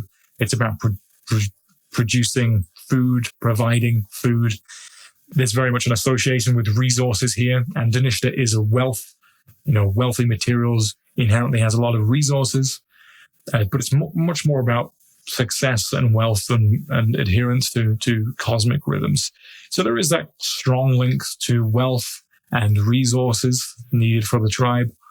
But there's not so much of a strong link. I give it a 5 out of 10. Maybe I should turn it to 6 out of 10. Serving the collective links to the whole resources of the tribe theme in this channel of synthesis, such as communal festivities. So that's the main link, this nakshatra to be associated with wealth and material resources. This gate of principles, which is part of a channel that is about providing the tribe, being sensitive to the needs of the tribe to provide resources such as food and shelter. It's a 5 or a 6 out of 10. Gate 30, the gate of the recognition of feelings, or the gate of clinging fire. It goes from 24 degrees Aquarius to just at the start of Pisces. We're in the Dhanishta Nakshatra. Dhanishta again being the wealth, treasures, beauty, materials. The notes that I have for gate 30, the recognition of feelings, the clinging fire, is freedom recognized as an illusion and limitation accepted as fate. From the Ravi Ching, I have that it's a part of the channel of recognition, a design of focused energy, the emotional equivalent of mental realization. So it's a gate of recognition of feelings, high emotional awareness. Personally, I don't see much link here. Dhanishta being a very materially wealthy nakshatra. The drum, the treasures, the beauty associated with a human design gate to do with emotional recognition, emotional feelings. It does well transitioning into Pisces here. It's feelings and emotions aren't really the area of Aquarius, but it's more the area of Pisces. So at least it's just about hitting into Pisces here. But I don't think there's much of a direct link. Gate 55, the gate of spirit, or the gate of abundance, running from just the start of Pisces through to 5 degrees Pisces. The Shatapishak Nakshatra is the joiner. The symbol is the empty circle. It's quite an abstract connection. It needs space to produce earth. It's associated with the circle of 100 healers, Shatabishak. So the notes I have for gate 55, the gate of spirit, is abundance is strictly a question of spirit. From the Ravi Ching, I have part of the channel of emoting. It's a design of moodiness, the power of emotional awareness, and its potential to destabilize.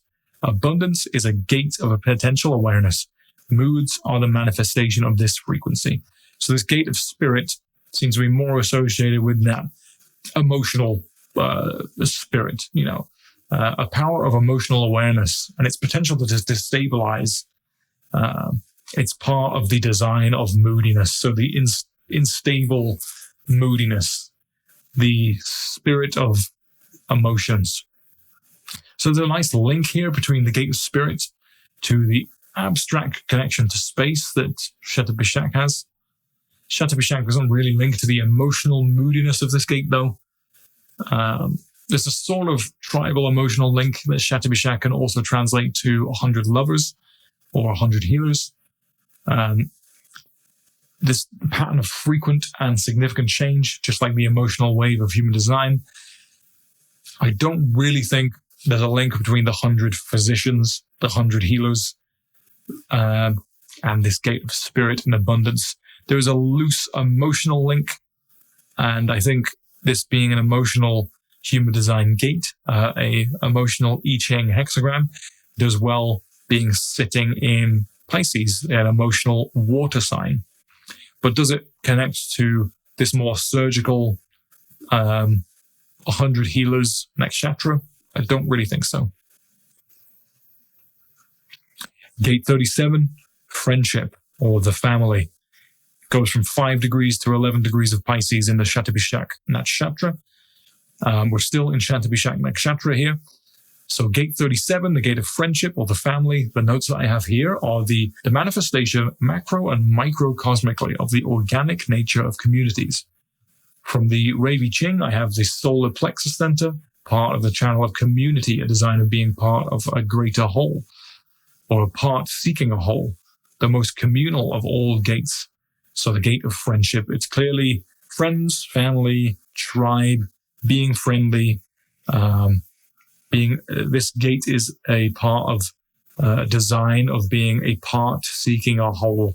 So finding wholeness through connections and relationships to your larger tribe, your larger friends and family. As well being in Pisces, very emotional, relational, and emotive tropical zodiac sign.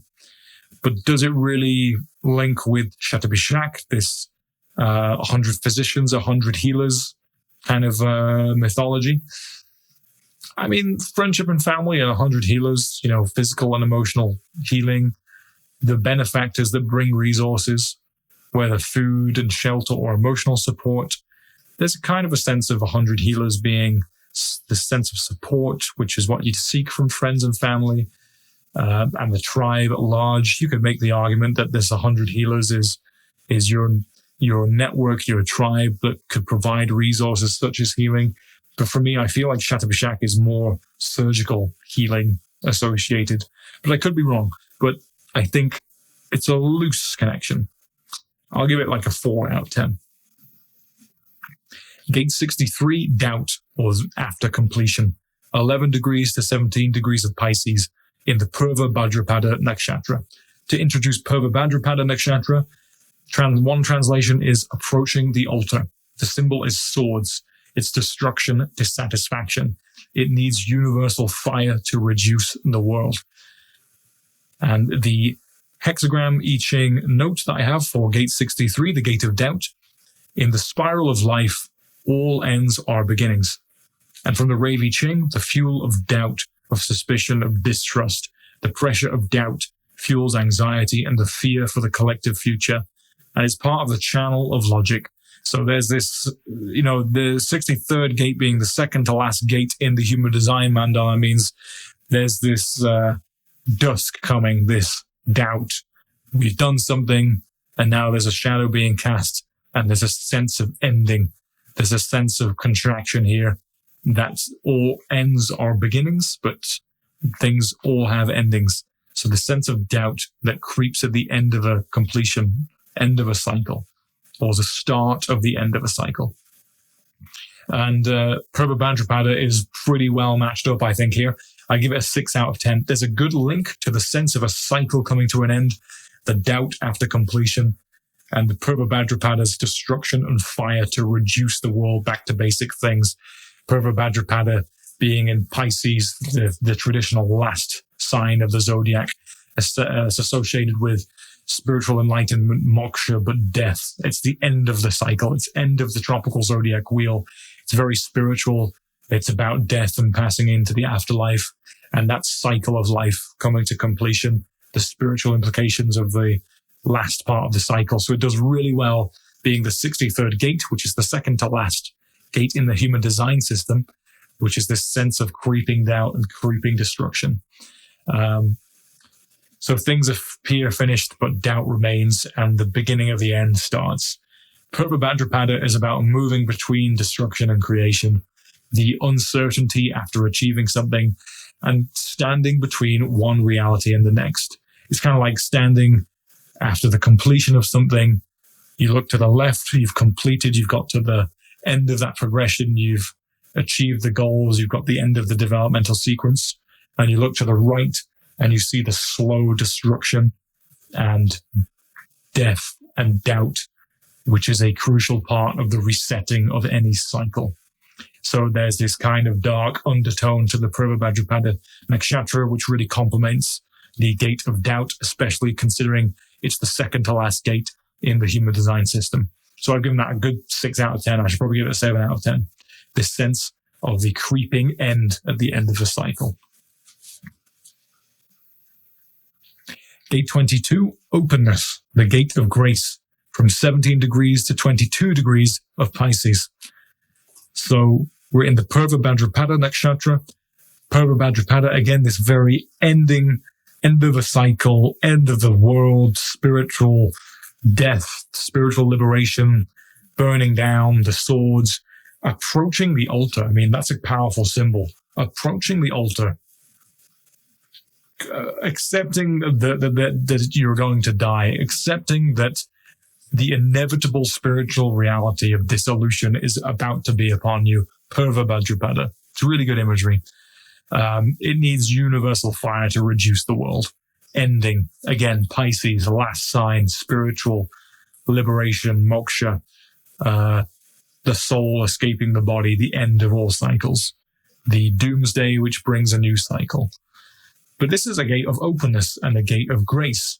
And the note that I have for gate 22 is a quality of behavior best suited in handling mundane and trivial situations.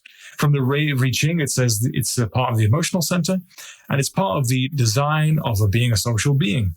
Spirit becomes the possibility to share that spirit with others. The role of the individual is incomplete without social skills. So it seems like kind of mundane, gate. This is a gate to do with just general social skills, being an open person, having some grace in your social interactions. And some people have more openness and grace in their social interactions than other people. Some people are inherently more social than other people.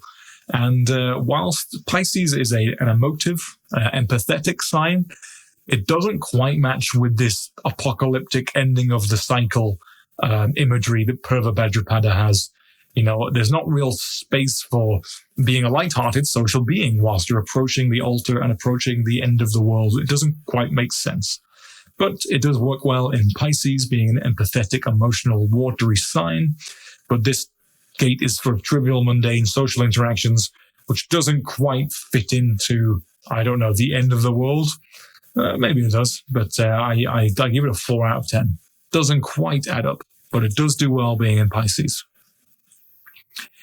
And finally, gate 36, the gate of crisis or darkening of the light.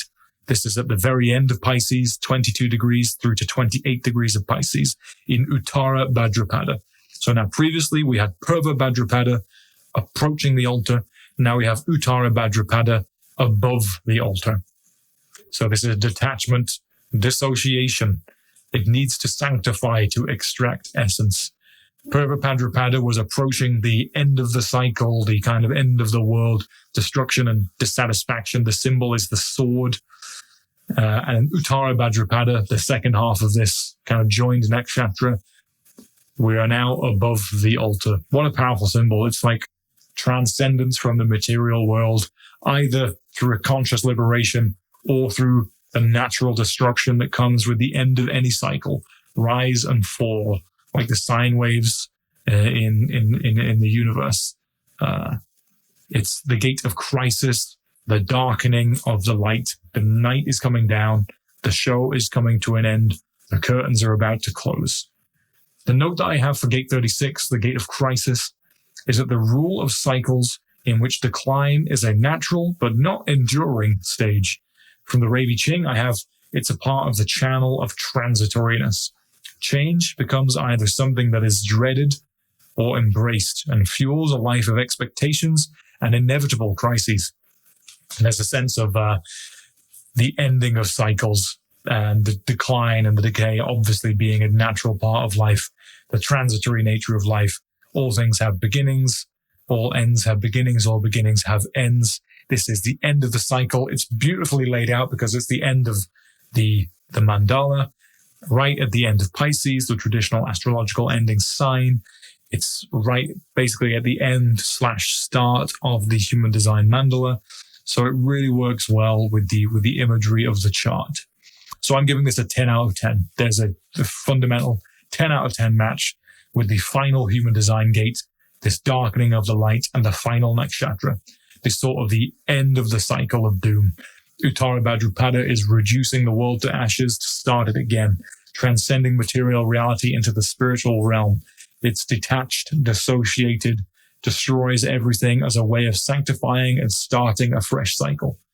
So it is with the gate of crisis, the darkening of the light, the end of the cycle. Both have cycle-ending energies. Uttara Bhadrapada is ruled by the serpent of the depths, very kind of the evil and demonic ending, and by Saturn, the classic planet of age, decay, and death. It's a 10 out of 10 match for me because it's so fascinating that you could have this I Ching hexagram developed around 1000 BC in ancient China. And meanwhile, in the Vedic India, ancient India, 1000 BC to 500 AD, you have the knowledge of astrology and they have their particular subdivisions of the sky, this particular nakshatra. And then comes along a guy in the late 80s and kind of arbitrarily positions this particular hexagram at this particular 22 degrees to 28 degrees of Pisces. And when we map it to the nakshatras, both have the archetypal ending of the end, the end of the cycle. Now, note, we're not doing gate 1, 2, 3, 4, 5, 6, 7, 8.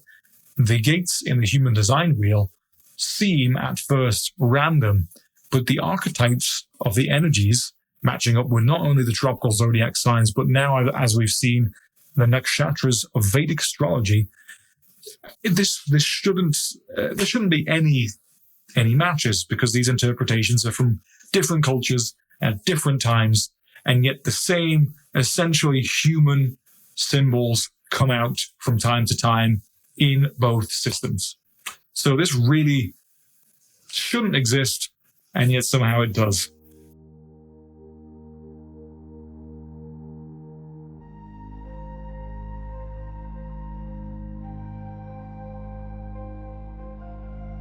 So number 1, human design doesn't use the house system or divisional charts.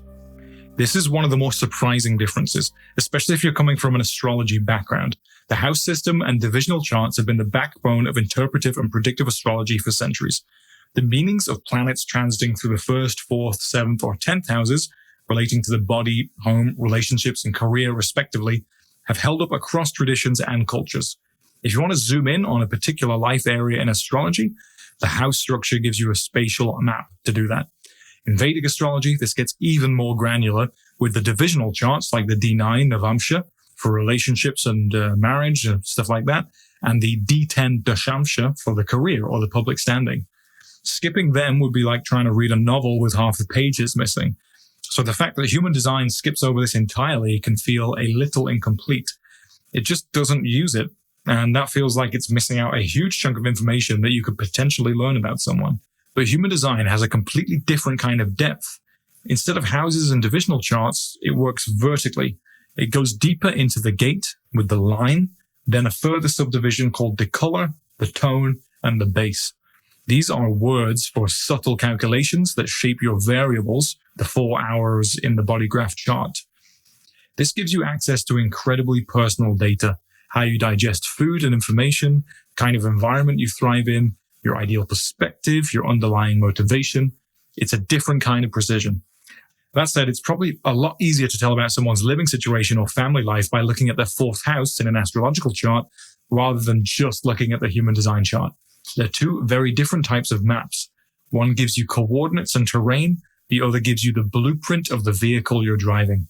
Number 2, astrology doesn't give us an energetic type, profile, or decision-making authority.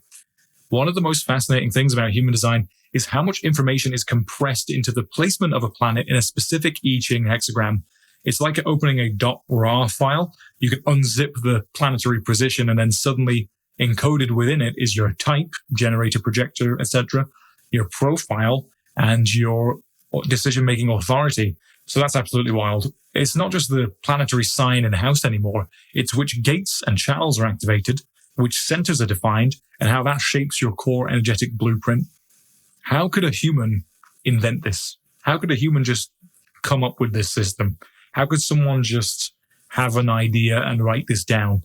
Because there's so much dependent on the position of the planet in the chart.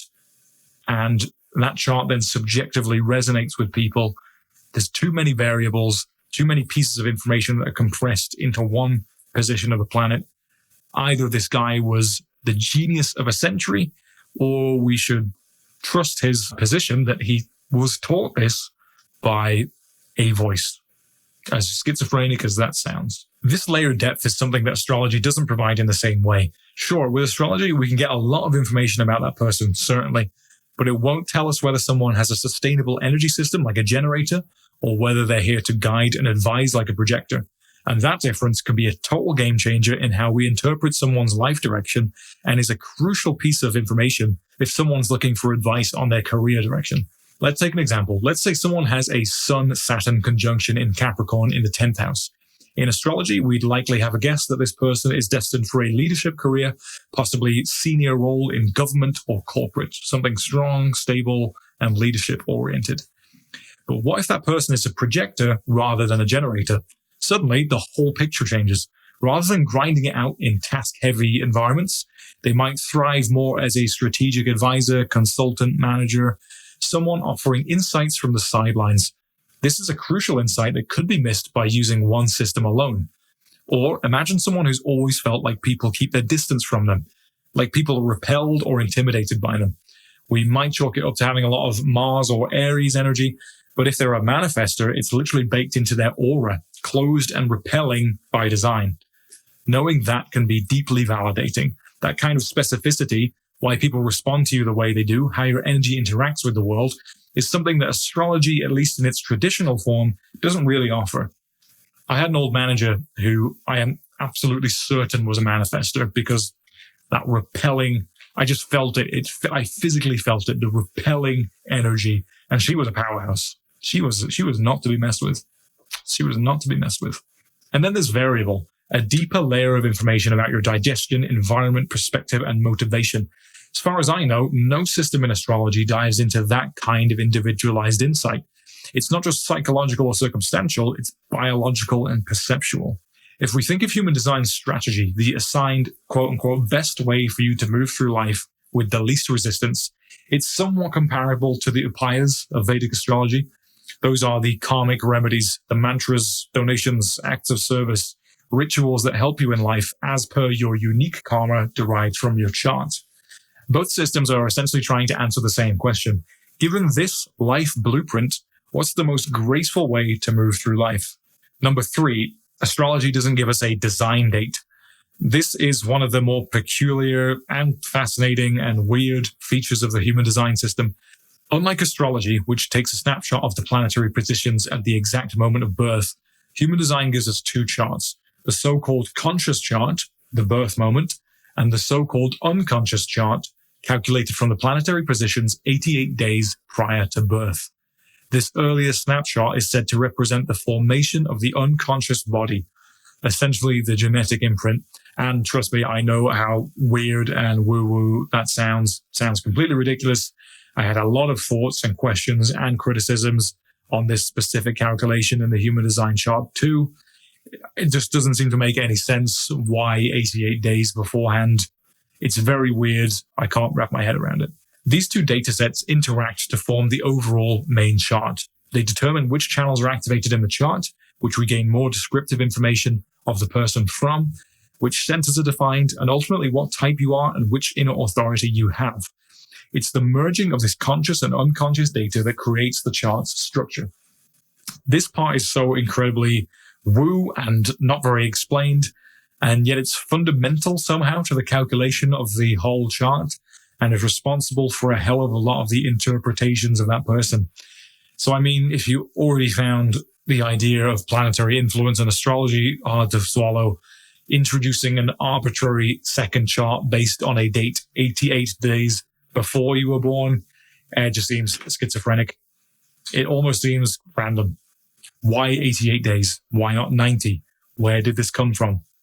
Don't ask me. I don't know. And yet, despite that criticism, it seems to work. The information it generates feels accurate. For example, the only channel I have in my own chart is the channel of synthesis, a design of sensitivity, and I am highly emotionally sensitive.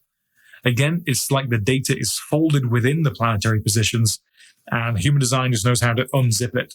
Whether that's metaphysics, symbolism, or some deep intuitive coding, I don't know.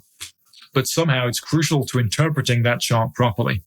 It's just one of those random parts of the chart calculation that seems so random and arbitrary, and yet it's a crucial calculation for the whole chart.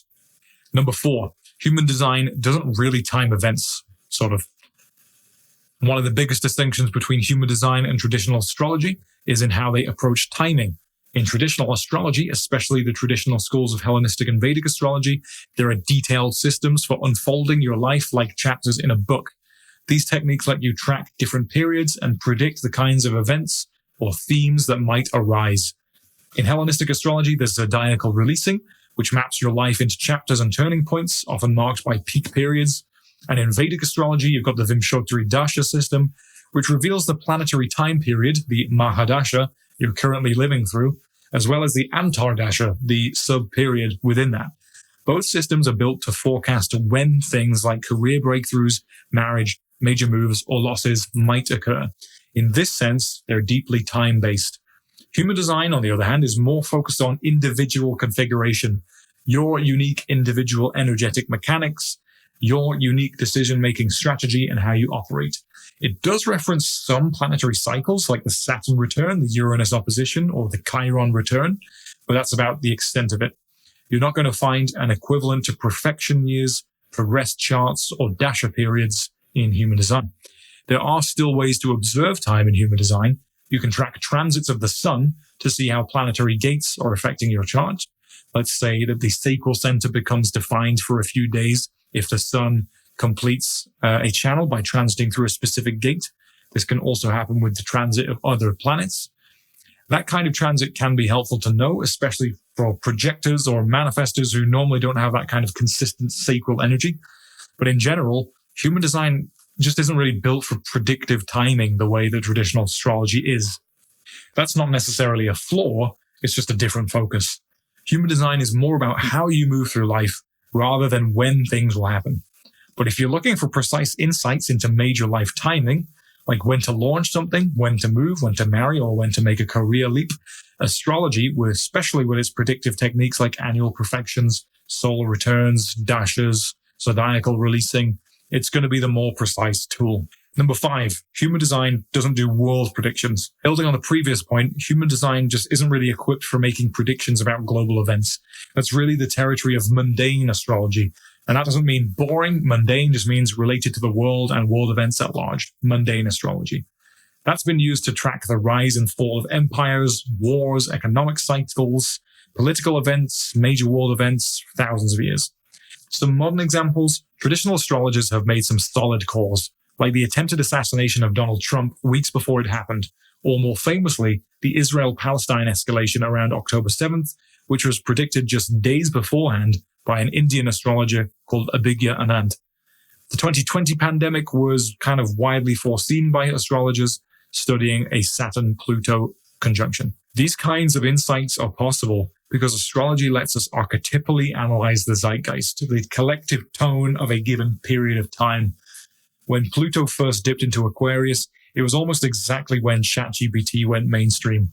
Now that Pluto is firmly in Aquarius for the next 20 years, we can expect even more radical shifts in technology, AI, and collective systems. Likewise, Pluto's entry into Capricorn in 2008 coincided with the financial crisis. These are the kinds of patterns that astrology excels at identifying. Astrology also gives us tools for electional timing, choosing the best possible moment to start a business, launch a project, or make a move. It's not just about analyzing what's happening in the world, but how to align with it. In contrast, human design just doesn't go there. It's called human design for a reason. It's focused on the individual, not the collective. Now, I'll admit there might be a bias here. There are simply more traditional astrologers than there are human design practitioners. And maybe someone out there is trying to use the human design system to make global predictions. But in all honesty, I haven't seen any convincing examples. Astrology just seems to have the upper hand when it comes to making sense of world events, financial trends, and socio-political patterns. That said, human design shines in a different way. It's razor sharp for individual insight. It's not trying to be everything. Again, these are both trans-rational systems, so we're never going to fully prove how or why they work, but we can look at where each system excels. And when it comes to reading the world stage, astrology still holds the crown. Number 6, human design reduces archetypal analysis. One of the biggest distinctions between human design and astrology is that human design offers mechanics over mythology. Astrology is rich with archetype and history. It's layered, symbolic, often poetic. We can spend hours unpacking what it means to have Jupiter in Sagittarius in the 7th house, because there's mythology around Jupiter, mythology around Sagittarius, and mythology around the 7th house itself. All of that opens up a wide, nuanced, imaginative, interpretive space, which is also why skeptics argue that astrologers talk in generic statements, partially true but for a different reason. In human design, the same Jupiter placement might be listed as something like Jupiter in gate 44, line 3. We get the keywords of gate 44, titled Coming to Meet, the Gate of Alertness, and the line description from the I Ching or the Rave I Ching. It's descriptive, takes a bit of interpretation to unpack the underlying characteristics, but it lacks the mythic depth and symbolic fluidity we can apply in astrology. It's more like, here's the description of the mechanic, here's how it works. And that's intentional. Human design is all about narrowing the archetypal haze into something more sharply defined, a distilled characteristic or a specific pattern of behavior. It strips away some of the interpretive flexibility in favor of increased clarity. In a way, it's less about what something could mean and how it could unfold, and more about the characteristic functions in your energetic design. That said, there's a trade-off here. If you're someone who loves archetypal storytelling, myth, and symbolic depth, which Hellenistic and Vedic astrology is rich with, human design might feel a little dry or reductive at times. If you're someone who finds traditional astrology too vague or interpretively slippery, human design might feel like a relief, a cleaner map instead of an open-ended poem. 7. Some specific transits are ignored in human design. One thing that stands out is that human design doesn't really engage with certain transits the same way that traditional astrology does, most notably retrogrades. Take Mercury retrograde, for example. As much as this classic astrological lingo has become a meme, it still consistently shows up in predictive work, especially around markets, technology, and communication breakdowns. We recently witnessed the April 2025 Mercury and Venus retrograde coincide with Trump's tariffs, the terms of which seem to change by the hour, a communication breakdown that led to the largest market crash since 2008 and the 2020 pandemic crash. Within 2 days, the Dow Jones lost over 4,000 points, the S&P 500 fell 10%, and the Nasdaq dropped 11%. This amounted to over $6.6 trillion in market value erased, the largest 2-day loss in history. Love it or hate it, there's a predictive thread here that seems to hold up so well that there are communities of stock market traders who are willing to bet thousands of dollars on these astrological transits' impacts upon the market. Check out the work of Cryptodamus, for example. Human design does track planetary transits through the gates, and in that sense, it's still working with a live energetic map. But things like the retrograde status of a planet in the chart, it's not really emphasized. Astrologers would gain more insight and put more emphasis on whether Mercury is retrograde in a birth chart than a human design reader who would only be looking at what gate it's in. Mercury could be retrograde, combust, cazimi, or opposite key planets. It doesn't seem to register as a meaningful modifier in human design the way it does in astrology.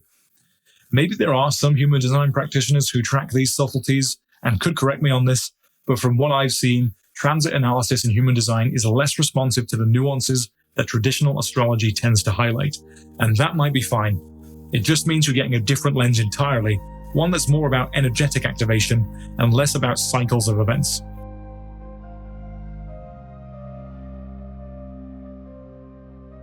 Human design and astrology probably have more in common than not. At their core, both systems place massive importance on the planetary positions at the time of birth, which already tells you something about their shared roots and why they've managed to survive through so many cultural iterations over thousands of years. As Ernst Wilhelm suggested, maybe human design is just a modern-day Jyotish, a new astrology evolved for the times we're moving into. Most people in the modern West might find it easier to grasp the idea of having Gate 26 active, rather than trying to decode something like the moon in Anuradha Nakshatra ruled by Mitra, even if that ancient mythological reference holds deep symbolic truth. Human design seems to take those truths and run them through a more accessible, systematized filter. Fundamentally, both are built on the core idea that the position of planets and other celestial bodies in the sky at the time, place, and date of birth have a significant impact on our personality structure and the domains of our life.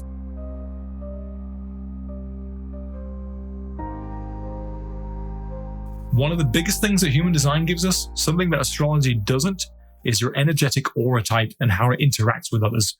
You can't look at a traditional natal chart and see whether someone is a projector, generator, manifestor, or reflector. That just isn't part of the data that astrology offers, and yet it's a deeply validating and practical piece of information, especially once you start to understand how different the types really are, not just in energy levels, but in strategy, decision-making, and how they relate to the world. For me, discovering that I was a projector type fundamentally shifted how I interpreted my birth chart. It added a layer that just wasn't available there before. Variable. Human design gives us 4 unique variables that are specific to your chart: digestion, environment, perspective, and motivation. These are subtle yet powerful layers that provide highly personalized insights into how you best take in information, make decisions, and align with your life path. And honestly, the depth of info that you can get from them just isn't something that you can easily extract from a traditional astrological chart. Sure, in Vedic astrology, you might get some Ayurvedic recommendations about body type or ideal foods based on planetary placements, but the other 3 variables of ideal environment, perspective, and motivation aren't really accessible in the same way. Human design puts this info front and center, making it incredibly practical and usable for daily life. Defined and undefined centers. For example, we can clearly describe the difference between someone with a defined ajna center versus someone with an undefined ajna, where one tends to have a consistent and reliable way of thinking, while the other is more open, adaptive, and prone to absorbing and reflecting the thoughts and opinions of others. This openness can bring incredible perspective and synthesis, but also more susceptibility to conditioning. In astrology, we might take a look at Mercury or the Moon, what sign they're in, which house, what aspects they make, to get a feel for someone's intellectual style. But it doesn't quite translate to the same understanding of how fixed or fluid someone's thinking process is, or how much mental pressure they're carrying. That kind of lived experience of not knowing who you are or where you're going and how that changes around different people just isn't something you'd spot in a traditional astrological chart, and yet it's one of the most impactful pieces of information that someone can hear. It helps people make peace with their nature instead of fighting it. So another profoundly useful layer for human design is the profile. It's the two numbers like 1, 3, 4, 6, 5, 1, which are on the chart. They're derived from the line, which is a subdivision of the hexagram at the moment of birth, and then the line from the gate, which is activated in the sun position 88 days prior. Again, very weird, the whole 88 days thing. Doesn't make any sense to me. However, that's how it works. And it seems to provide fairly accurate information on the profile. And I like the specific language used here in human design, because the specific language of type or an energetic type versus a profile is very much harkens back to the Greek idea of the persona. The profile or the persona is sort of like the character that you play. Whilst you have this body energetic makeup in the energetic type, the generator, projector, etc., profile feels more like it's harkening back to the sense of the persona or the mask, the role that you play, the role on the stage that you play when you're embodied in this psyche. So these are derived from those lines, and it's wild how this is all unfolded into the planetary positions and also from the I Ching and the lines. It reveals such tangible information about how we interact with the world. So you can have a strong astrological birth chart, but how that karma is played out will look totally different depending on the profile. Is it acted out by a 1-3 profile? Is it acted out by a 4-6 profile? Is it acted out by a 5-1 profile? That distinction isn't accessible in astrology alone, but in human design, it does bring nuance to how the life path actually feels and unfolds. We might have the karma of one astrological chart, but will that karma and that life path be played out by a 1-3, a 4-6, a 5-1? So take the 1-3 profile. This is the deeply personal investigator profile, constantly learning through trial and error, turning life's bumps into wisdom, ups and downs, trials and errors, successes and failures, highly experimental and individual. Compare that to the 4-6, who starts with experimentation, then moves into a more observational phase, and then eventually becomes the role model, someone who's relational, network-oriented, and here to influence others through connection rather than solitude. They become that opportunistic role model, the network, social-oriented role model. And that's just two profiles. So while the astrological chart might give us the storyline of the play of karma, human design might offer us the dialogue, the way that you move through the script. It helps explain how that karma is embodied, expressed, and experienced. So if that chart, again, is the storyline of the karma saying, here's what's going to play out, here's the storyline, the profile in human design might give you your character's dialogue, the way that it interacts to get to that end goal. Doesn't mean that the end goal is going to be different, but the specific dialogue and interactions to get to that end goal of the karma might be nuanced, and the profile helps dig into that a little bit. Decision-making and inner authority, a key missing piece in astrology. This one is huge. How to make decisions. It's fundamentally what separates astrology from human design. It's kind of funny, actually, for all the depth that astrology offers in mapping the karma, the characteristics and the events that might happen, it doesn't really say much at all about how we make the choices that activate that karma, how we make the choices or how we should view making decisions. There's no real inbuilt decision-making suggestion, even though the karma and the charts, the traditional astrological chart, can give us so much information. I haven't come across anything that gives it a specific way to approach decision-making in life. And decision-making in life is fundamental to how the karmas play out. So astrology lays out the potential events, tendencies, and life themes, but it just assumes we'll walk the path, as if the decisions that shape the path are automatic. Human design, on the other hand, zooms right in on the decision-making process itself. It suggests that most of our decisions aren't truly ours. They're shaped by social conditioning and the thinking mind, or what's known as the chitta in Vedic philosophy. That endless mental chatter that becomes the compass that we follow, even though it rarely leads us to somewhere aligned for us. Think about the mental conditioning of reading through what career path you should take these days for any young people who are lost in their career. There's endless stuff about you should join the trades, or you should learn to code, or you're getting that conditioning en masse through the internet at a rate that's never been seen before. Not only you have maybe your parents' advice, your friends' advice, you have what's seen as a good decision by the rest of society around you. It's all conditioning because it might not be aligned for your specific characteristics, but for your specific karmas in life. These two maps show just how very individual the person is. So human design is trying to allow you a way to make decisions and check in with an inner authority for your decision making without being conditioned externally. Because I think we've all had an example in our life when we've done what we should do. You know, you hear that story all the time. I've done what I should be doing and I'm still really miserable. Well, it's probably because those decisions that you made were conditioned socially, didn't actually really resonate with who you are. So what human design offers instead is inner authority, one of the most transformative aspects of the whole system. So there are 7 types of authority in the system, and each person has one that's correct for them. It teaches you to bypass that overthinking mind and check in with a deeper intelligence within the body. The result is that you start making decisions that are actually aligned with your energetic type and aligned better for you, and not for the version of you that's shaped by external pressure or mental overthinking. So this is something I think is existentially important in this coming age of AI. I've written a whole newsletter on it. You can sign up to that newsletter and receive that essay. But I think this is the wisdom that this system brings, is giving us a mental concept, a mental map, which points us back to a deeper inner authority, which is more often than not rooted in the wisdom of our body. Our body has much more information and evolution behind it than the relatively new neocortex system that we have. So again, astrology might give us the karmic storyline, but human design hands us personalized decision-making strategies based on the energetic map of the chart, the how of walking that story. It's less about micromanaging everyday choices, and it's more about giving you the tools for those big pivotal forks in the road. They don't teach you how to make decisions in school, despite it being in the top 5 skills you could ever learn. Do you trust your gut? Follow your heart, listen to your intuition, sound it out and talk to someone about it, sleep on it for a few days. All we get taught is the conditioning of the thinking mind. To make a decision, write down the pros and cons of each decision and think about it for ages and then choose the most logical decision.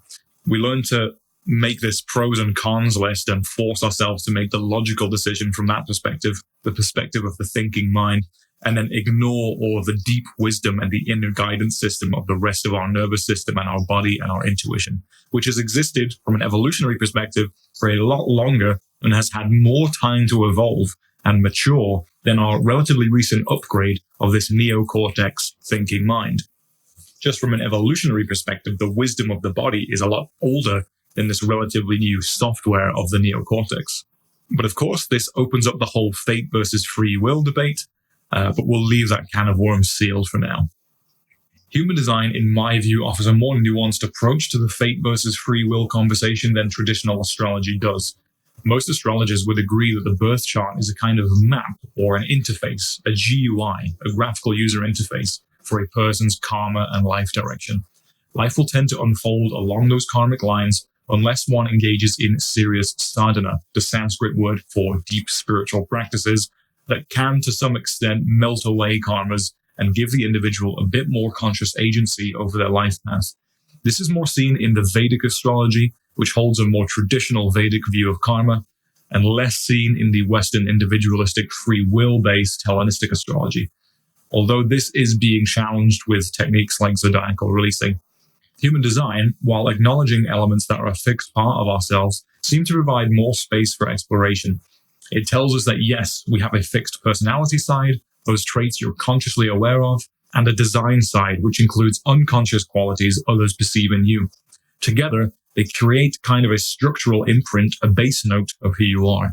But human design also emphasizes that we're not static. The planetary transits continue to impact and condition our chart in real time, shaping how those traits are expressed. So while we're born with a certain configuration, we're also constantly being influenced by the environment, the people around us, and the changing planetary field. It gives us a way to make decisions and doesn't state what the results of those decisions will be. It's seen as an experiment. So perhaps human design doesn't escape fate, but it reframes it. Rather than you are your karma, you are this karmic map of the chart in astrology, it suggests that this is your configuration. Here's the things that are conditioning you. Here's how to work with it, understand it, move through life with it, and avoid becoming overly identified with what is not truly you. I haven't seen much discussion in human design circles around whether deep spiritual sadhana can actually break conditioning cycles, but I imagine it can, because most spiritual teachers and astrologers, especially Vedic, agree that sincere spiritual practice has the power to dissolve karma. Through practices like meditation, kriya, yoga, we begin to loosen the karmic bindings, giving ourselves more wiggle room in how our life plays out. In that sense, the transits we see, whether in an astrological chart or the human design body graph, might not play out in the way that we expect, or might not play out at all. As part of the variable calculation in human design, we get a direct insight into the type of environment an individual is best suited to. Whilst traditional astrology can offer some clues, perhaps through the fourth house or even the moon's placement, it's often a stretch and rarely as specific or actionable. But in contrast, human design gives us categories like caves, markets, mountains, valleys, and so on. Those aren't meant to be taken literally, but rather as keynotes, symbolic codes, pointing to the kind of surroundings where a person will experience the least friction and most flow. It's a surprisingly practical piece of guidance from human design, knowing that you thrive in a calm, enclosed space, maybe caves, or in dynamic, high-traffic areas such as markets, can change the way you approach your living and working conditions. It's not about control or micromanagement. It's about removing resistance from your field. And that's something that human design seems uniquely equipped to articulate. So the question you probably have on your mind right now,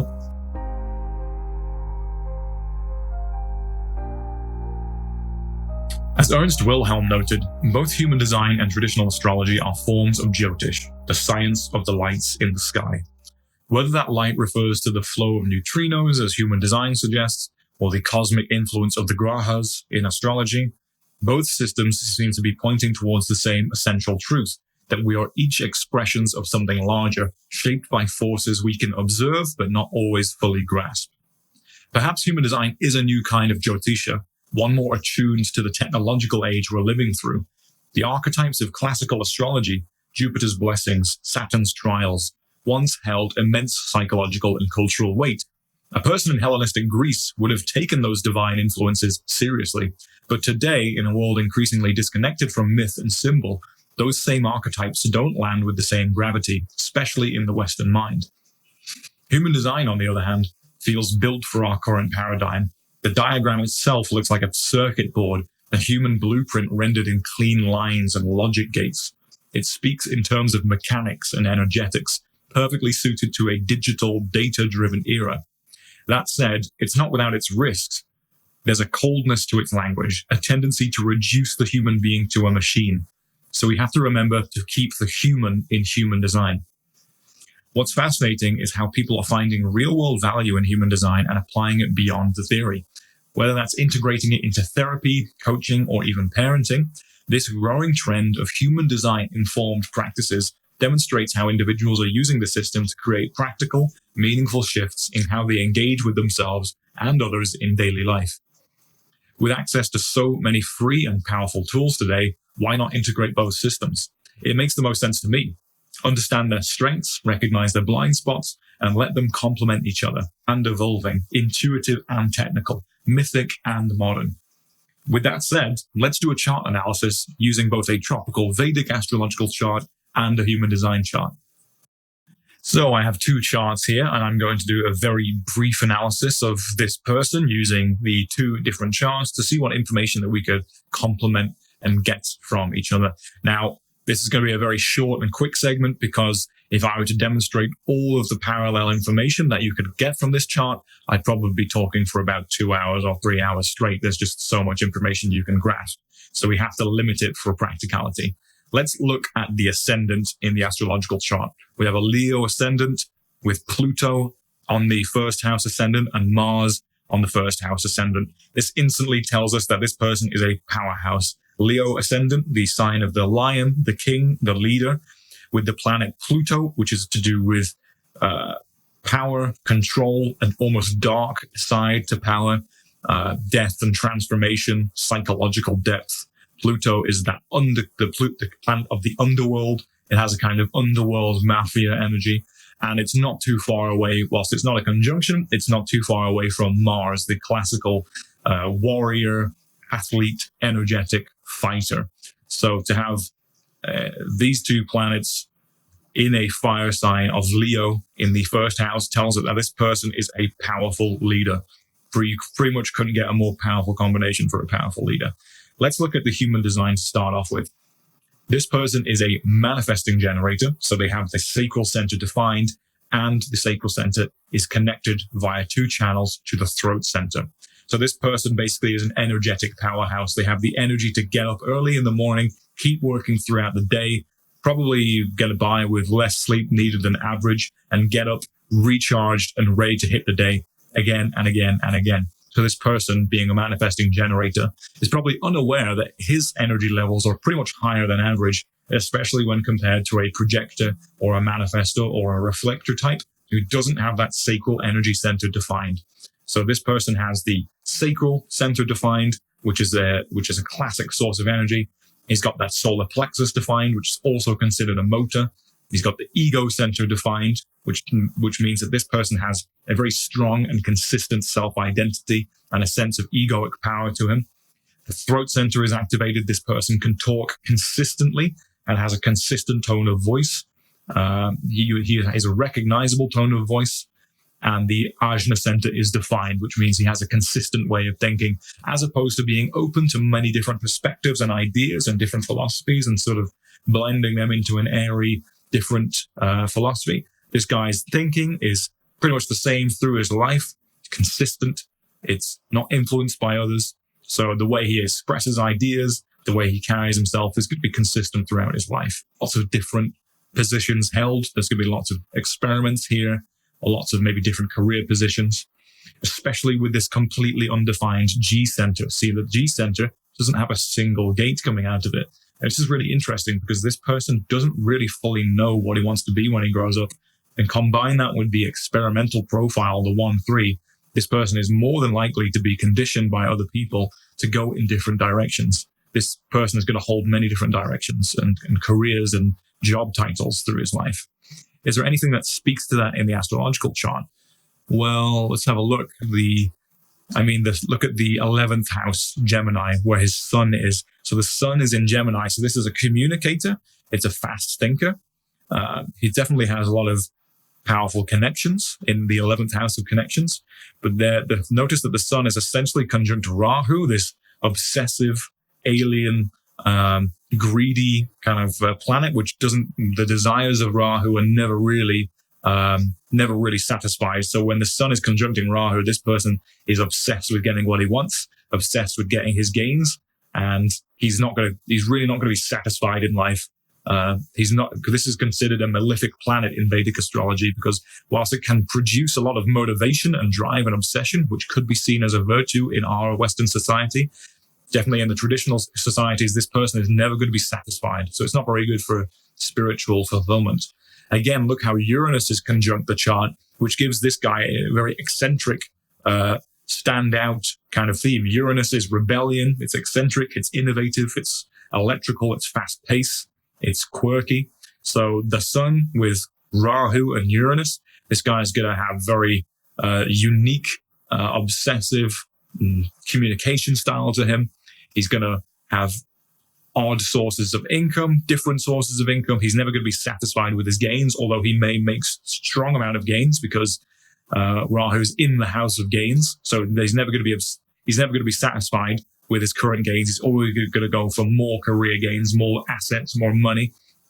Let's have a look. Interesting, Jupiter, that expansive and positive planet in the third house, this house of trade, of going from A to B, of local networks, of getting things from A to B, of deals, of contracts.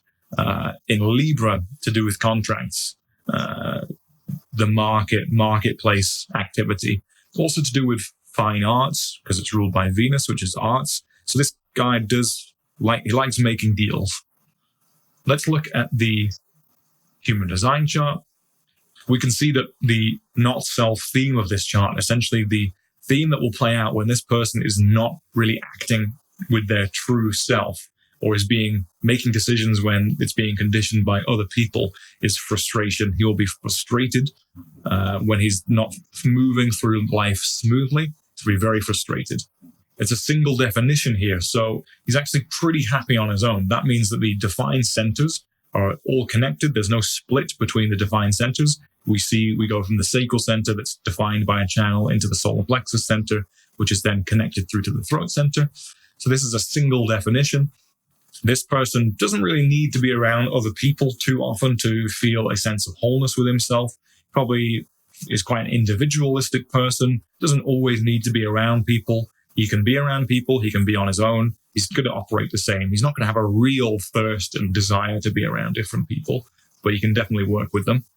And let's look at the channels. That gate 21, the gate of biting through. Where is that on the design side? So on the design side, there's Mercury.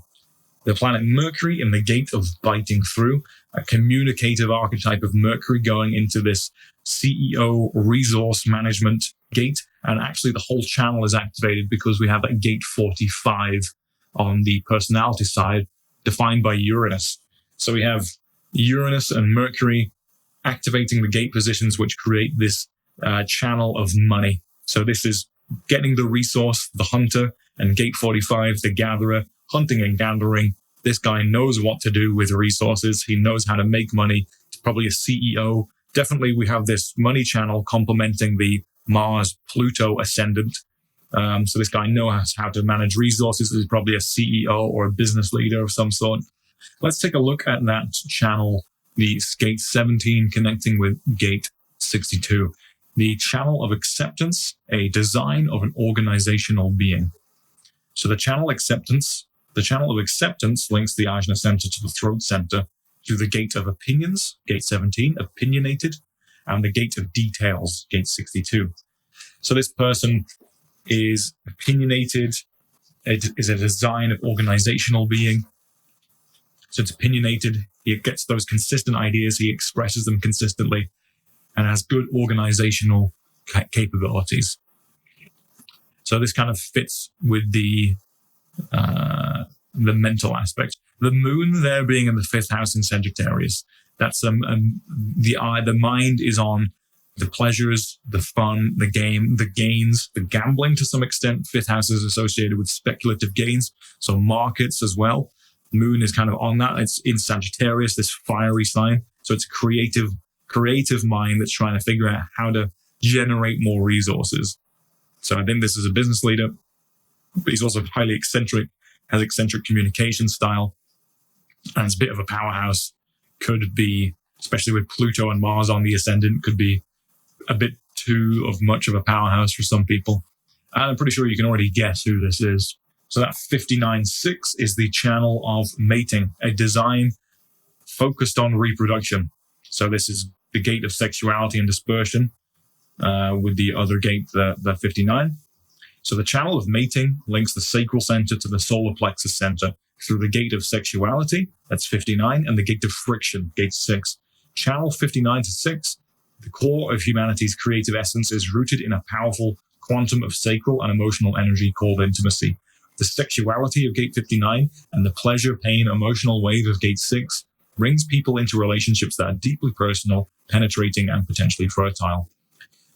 So this is a powerful sexuality, essentially. This is constant in this person. There's a sexual drive to this person. It's not always obviously presented and expressed sexually, but there is that underlying libido, which is driving this guy to power.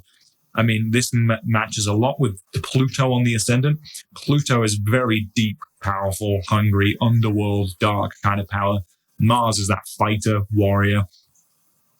And where's this guy's Venus? This guy's Venus is in the 12th house, so it doesn't really do well there. That's the planet associated with the love and the intimacy and the romance kind of tucked away, and it's conjunct Saturn as well. So there's a bit of an odd line of development with this guy's sexuality.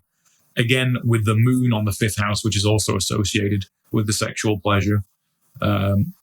And with it conjunct Ketu, which is a bit of a weird release.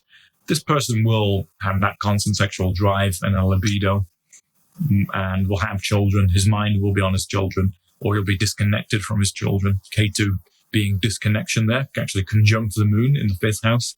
Maybe there's a bit of a weird distance between children. Maybe there's children that we don't know about, or hidden children. And that midheaven being in Taurus. Notice how the money house is the 2nd house of money and income being in an earth sign. The 6th house, Capricorn, this guy's daily routines are strong. And the 10th house, Taurus, an earth sign, is highly materialistic. And he has the design of the materialist, right? Let's have a look at that 1-3 profile. So that 1-3 profile is known as the investigator martyr. The behavioral identity is modesty. The attitude is authoritarian. The limited perspective is empathy. Is aspiring to be a creative. The first line represents the conscious personality, the mind and how we think. The third line represents the unconscious design, the body and our physical experience in the mundane world. We are a species that is driven by fear for our survival, to investigate until we understand or find security through a solid foundation. This is not always possible in the ever-changing world that we live in, but the search for this security drives and mutates our species forward. Mutation is the continual process of finding out what does not work so that we can survive. The 1-3 sets the theme for the ongoing human journey of bumping into, investigating what we bump into, and resolving and understanding the unknown. The investigator martyrs, very insecure when not standing on a solid foundation, are driven to seek authorities that can provide them with secure grounding for their trial and error process. Their self-absorbed investigator personalities are very creative and are healthiest and most productive when well prepared and well educated. They enjoy their long hours of introspection and find strength in eventually establishing themselves as an authority so that their personal destiny remains in their own hands. Their martyr vehicles or bodies are designed to discover how to navigate the material plane by bumping into things or being bumped into, literally and figuratively. Adaptable and resilient, they are able to pick themselves up and announce to the world the truth of what does not work. You're consciously focused on finding inner strength by establishing a secure foundation, while your unconscious design naturally bumps into things that continually surprise you and others with accidental discoveries. You have a deeply internal destiny and can be like a chameleon, not wanting to draw too much attention to yourself until you feel secure as an authority. Gray areas can make you feel weak and uncomfortable and drive you to seek answers. An open and willing student, you are on a path to develop strength through mastery. You're here to be in charge of your own life, as well as a voice and a person of authority in your field of expertise. You cannot be lied to, and even as a child, you quickly find out who was telling you the truth and what you can trust. If you can surrender, your strategy and authority will guide you correctly through life, as your first-line personality augments the trial and error process with further investigation. It's also important that you have control over your environment, as you have to be free to process organically from one discovery to the next. You are empowered when encouraged to investigate or speak the truth about what does not work. So look on the personality side how the North Node, or Rahu, is exalted in that gate 45, line 5. And that's the gate of the gatherer, gathering together, the gate of dominance. It's the gate of the master mistress or king queen. It's the single voice of the tribe, the I have, and a deeply possessive gate of manifestation and action. The gate of the gatherer is here to protect the tribe's material resources. You're a natural authority and guide for the tribe. However, you're not really here to work. When what you have is used on behalf of those who you protect, there is peace in your kingdom. You have an ability to gather people around to manifest. You have an ability to gather people together to manifest what the tribe needs, to expand your community and to bring harmony to those around you. Although the actual management of the tribe's business is handled by Gate 21. You own the land, but you must give Gate 21 the permission to hunt on it, while still demanding that you receive the best piece of meat in the bargain. when you attempt to tell Gate 21 how to run your kingdom, or when Gate 21 tries to get the best piece of meat for itself, there is tension. So this is an obsessive materialist leader. This person is good with money and leads with money. All about that moon in Gate 26. The moon, which is associated with the mind and thinking, but also the nurturing and the body, or the ahankara in the Vedic system, the taming power of the great, the gate of the egoist. That's in the moon, Gate 26. And it's in line 5. Line 5 is adaptability. So remember the description for Gate 26, the gate of the egoist, is the maximization of the power of memory applied to the nurturing of continuity. This person is an adaptable egoist. That line 5 is still seen as the leader. That's a leadership line. So an kind of egoic leader as well. Moon K2 conjunction. So moon is in 26, but also K2 is in 26, line 5 as well. So he's kind of got that activated twice, this gate of the egoist. So this guy is not just a confident egoic leader. He's a double confident egoic leader to the point of a sense of alienating other people, because the K2 is release and alien-like and spiritual. So that's very interesting. The second house of money, the 6th house of the daily routine and the job, and the 10th house of career, all of their rulers, Mercury, Saturn, and Venus, are all in the 12th house. So there is a kind of sense of losses. This guy's good at making business deals behind the curtains, but there's also a lot of business losses. This guy has a lot of loss of money in his life. Huge losses, actually, but still successful. Still makes deals, so gains and losses are a part of the thing. You know, Jupiter in the 3rd in Libra, that's a very deal maker sign. I'm going to give you a spoiler here, the art of the deal. I mean, Venus rules arts. Jupiter is the positive, expansive planet. Venus is, Libra is the scales. It's the deal in the marketplace. And in the 3rd house, it's contracts, getting things from A to B, organizing resources. So it really is classic, very literal art of the deal stuff going on here. Fascinating that all of these 2nd and 6th and 10th house rulers are in the 12th house. So shady business deals or a lot of loss. And this guy's personality is obsessive and eccentric. He stands out. The ruler is the ruler of the 7th house of relationships, being Aquarius.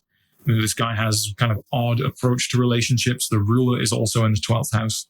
There's maybe loss of relationships, or this guy is not quite good at emotionally connecting with his relationships. But the moon being in the 5th house to do with children, and he has that channel of mating. There's going to be a lot of children, maybe doesn't relate to them or gets on emotionally with them. The 4th house of home, Scorpio, ruler of the 4th house is in the 1st. So the 4th house to do with the home, the family, the tribe, the nation, the ancestry. In the 1st house, you know, this guy is like, there could be a sense of your family being a key part of your identity, or the family lineage being a key part of your identity. And it's kind of a warrior lineage, a warrior family. You know, this family is going to be well known for their aggression and their fighting and their power.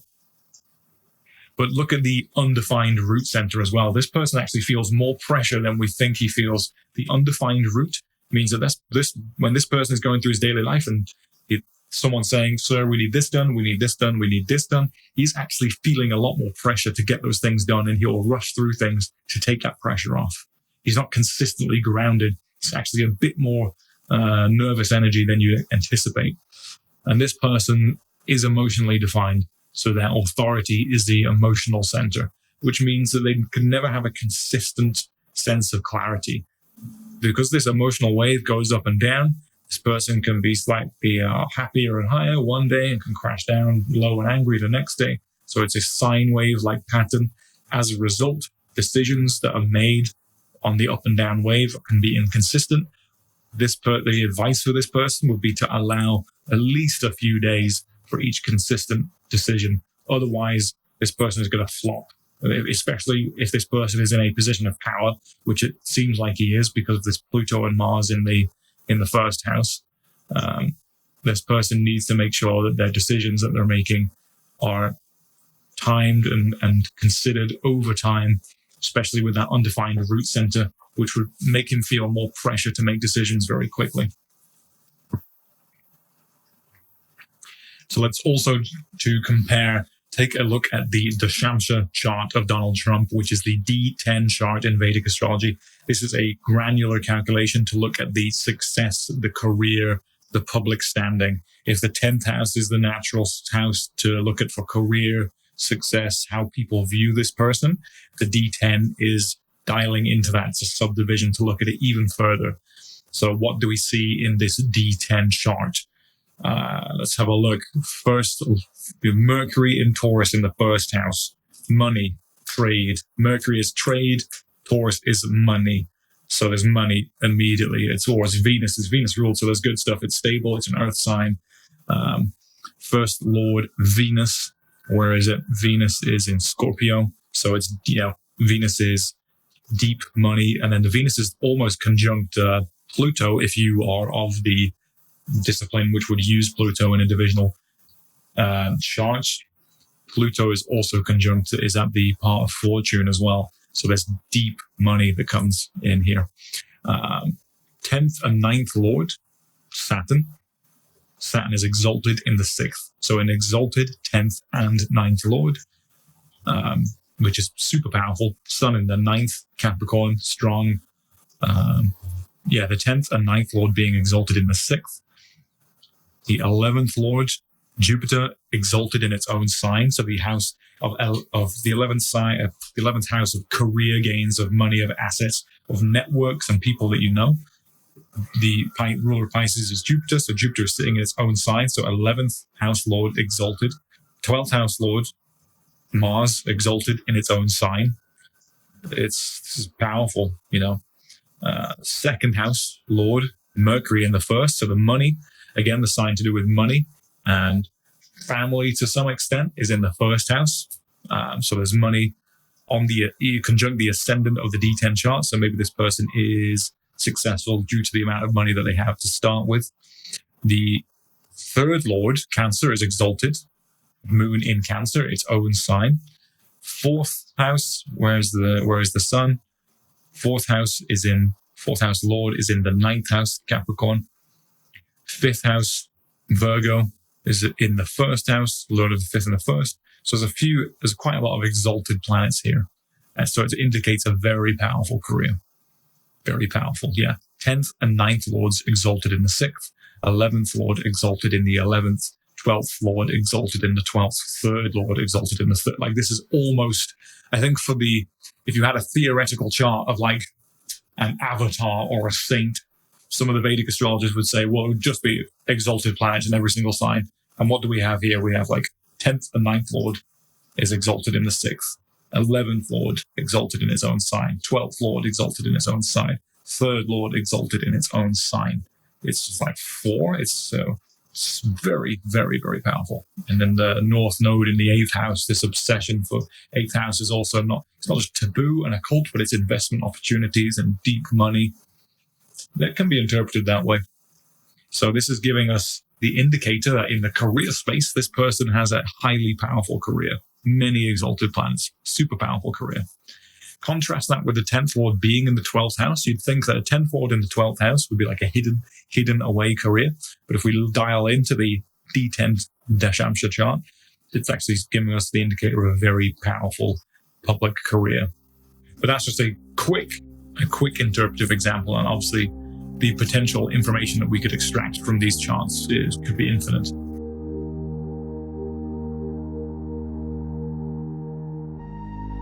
So in the end, both astrology and human design offer profound insight into the human experience. Astrology, far from being just about prediction, is a symbolic language that helps us understand the storylines, karmic patterns, and psychological themes that shape our lives. It invites contemplation and integration, helping us see ourselves and our lives in richer, more meaningful ways. Human design, by contrast, offers a distinctly modern framework. Though it draws inspiration from ancient systems like the I Ching, the chakra system, Kabbalah, and astrology itself, it doesn't claim to be an ancient lineage. It's an innovative synthesis for the modern age. Where astrology describes your story, human design decodes your operating system. It shows you how your energy moves, how you're built to make decisions, and where you're vulnerable to conditioning in a fast-paced, highly stimulated world. Will human design overtake astrology? I don't believe so. Astrology's archetypes, mythos, and depth will always have a place in our society. But I do believe human design is a Jyotish for the technological age, a new light in the toolkit of self-understanding. The two systems don't compete, they complement. When you blend the archetypal wisdom of astrology with the mechanical precision of human design, you unlock something truly powerful, a map for both the why and the how of your life. And that's exactly what these systems are for, lights for the path, especially in an age where noise, distraction, and confusion are the norm. Tools like these can bring clarity, orientation, and inner authority. If you're curious to explore your own human design or astrology chart, or better yet, a blend of both, I'm now offering personal chart readings at a very reasonable price. While I don't hold any formal certifications in either of these practices, I've gone deep over the past 5 years. I am very passionate about applying this synthesis in a practical, grounded way to help people with their specific issues. You can book through the link in my bio. If this deep dive spoke to you, please consider subscribing to the channel, following me on X, and signing up for my newsletter. I write about a unique intersection of ideas, integral theory, developmental psychology, astrology, human design, Sanatana Dharma, the Vedas, and much more. I genuinely don't think anyone else is weaving these systems together quite like this. You can also grab my free guide to the developmental stages of consciousness, my next level AI coaching prompts, and my integral-inspired Notion productivity template, all designed to help you connect your personal growth to your daily life. They're all available for free. Link is in my bio. Thank you for watching.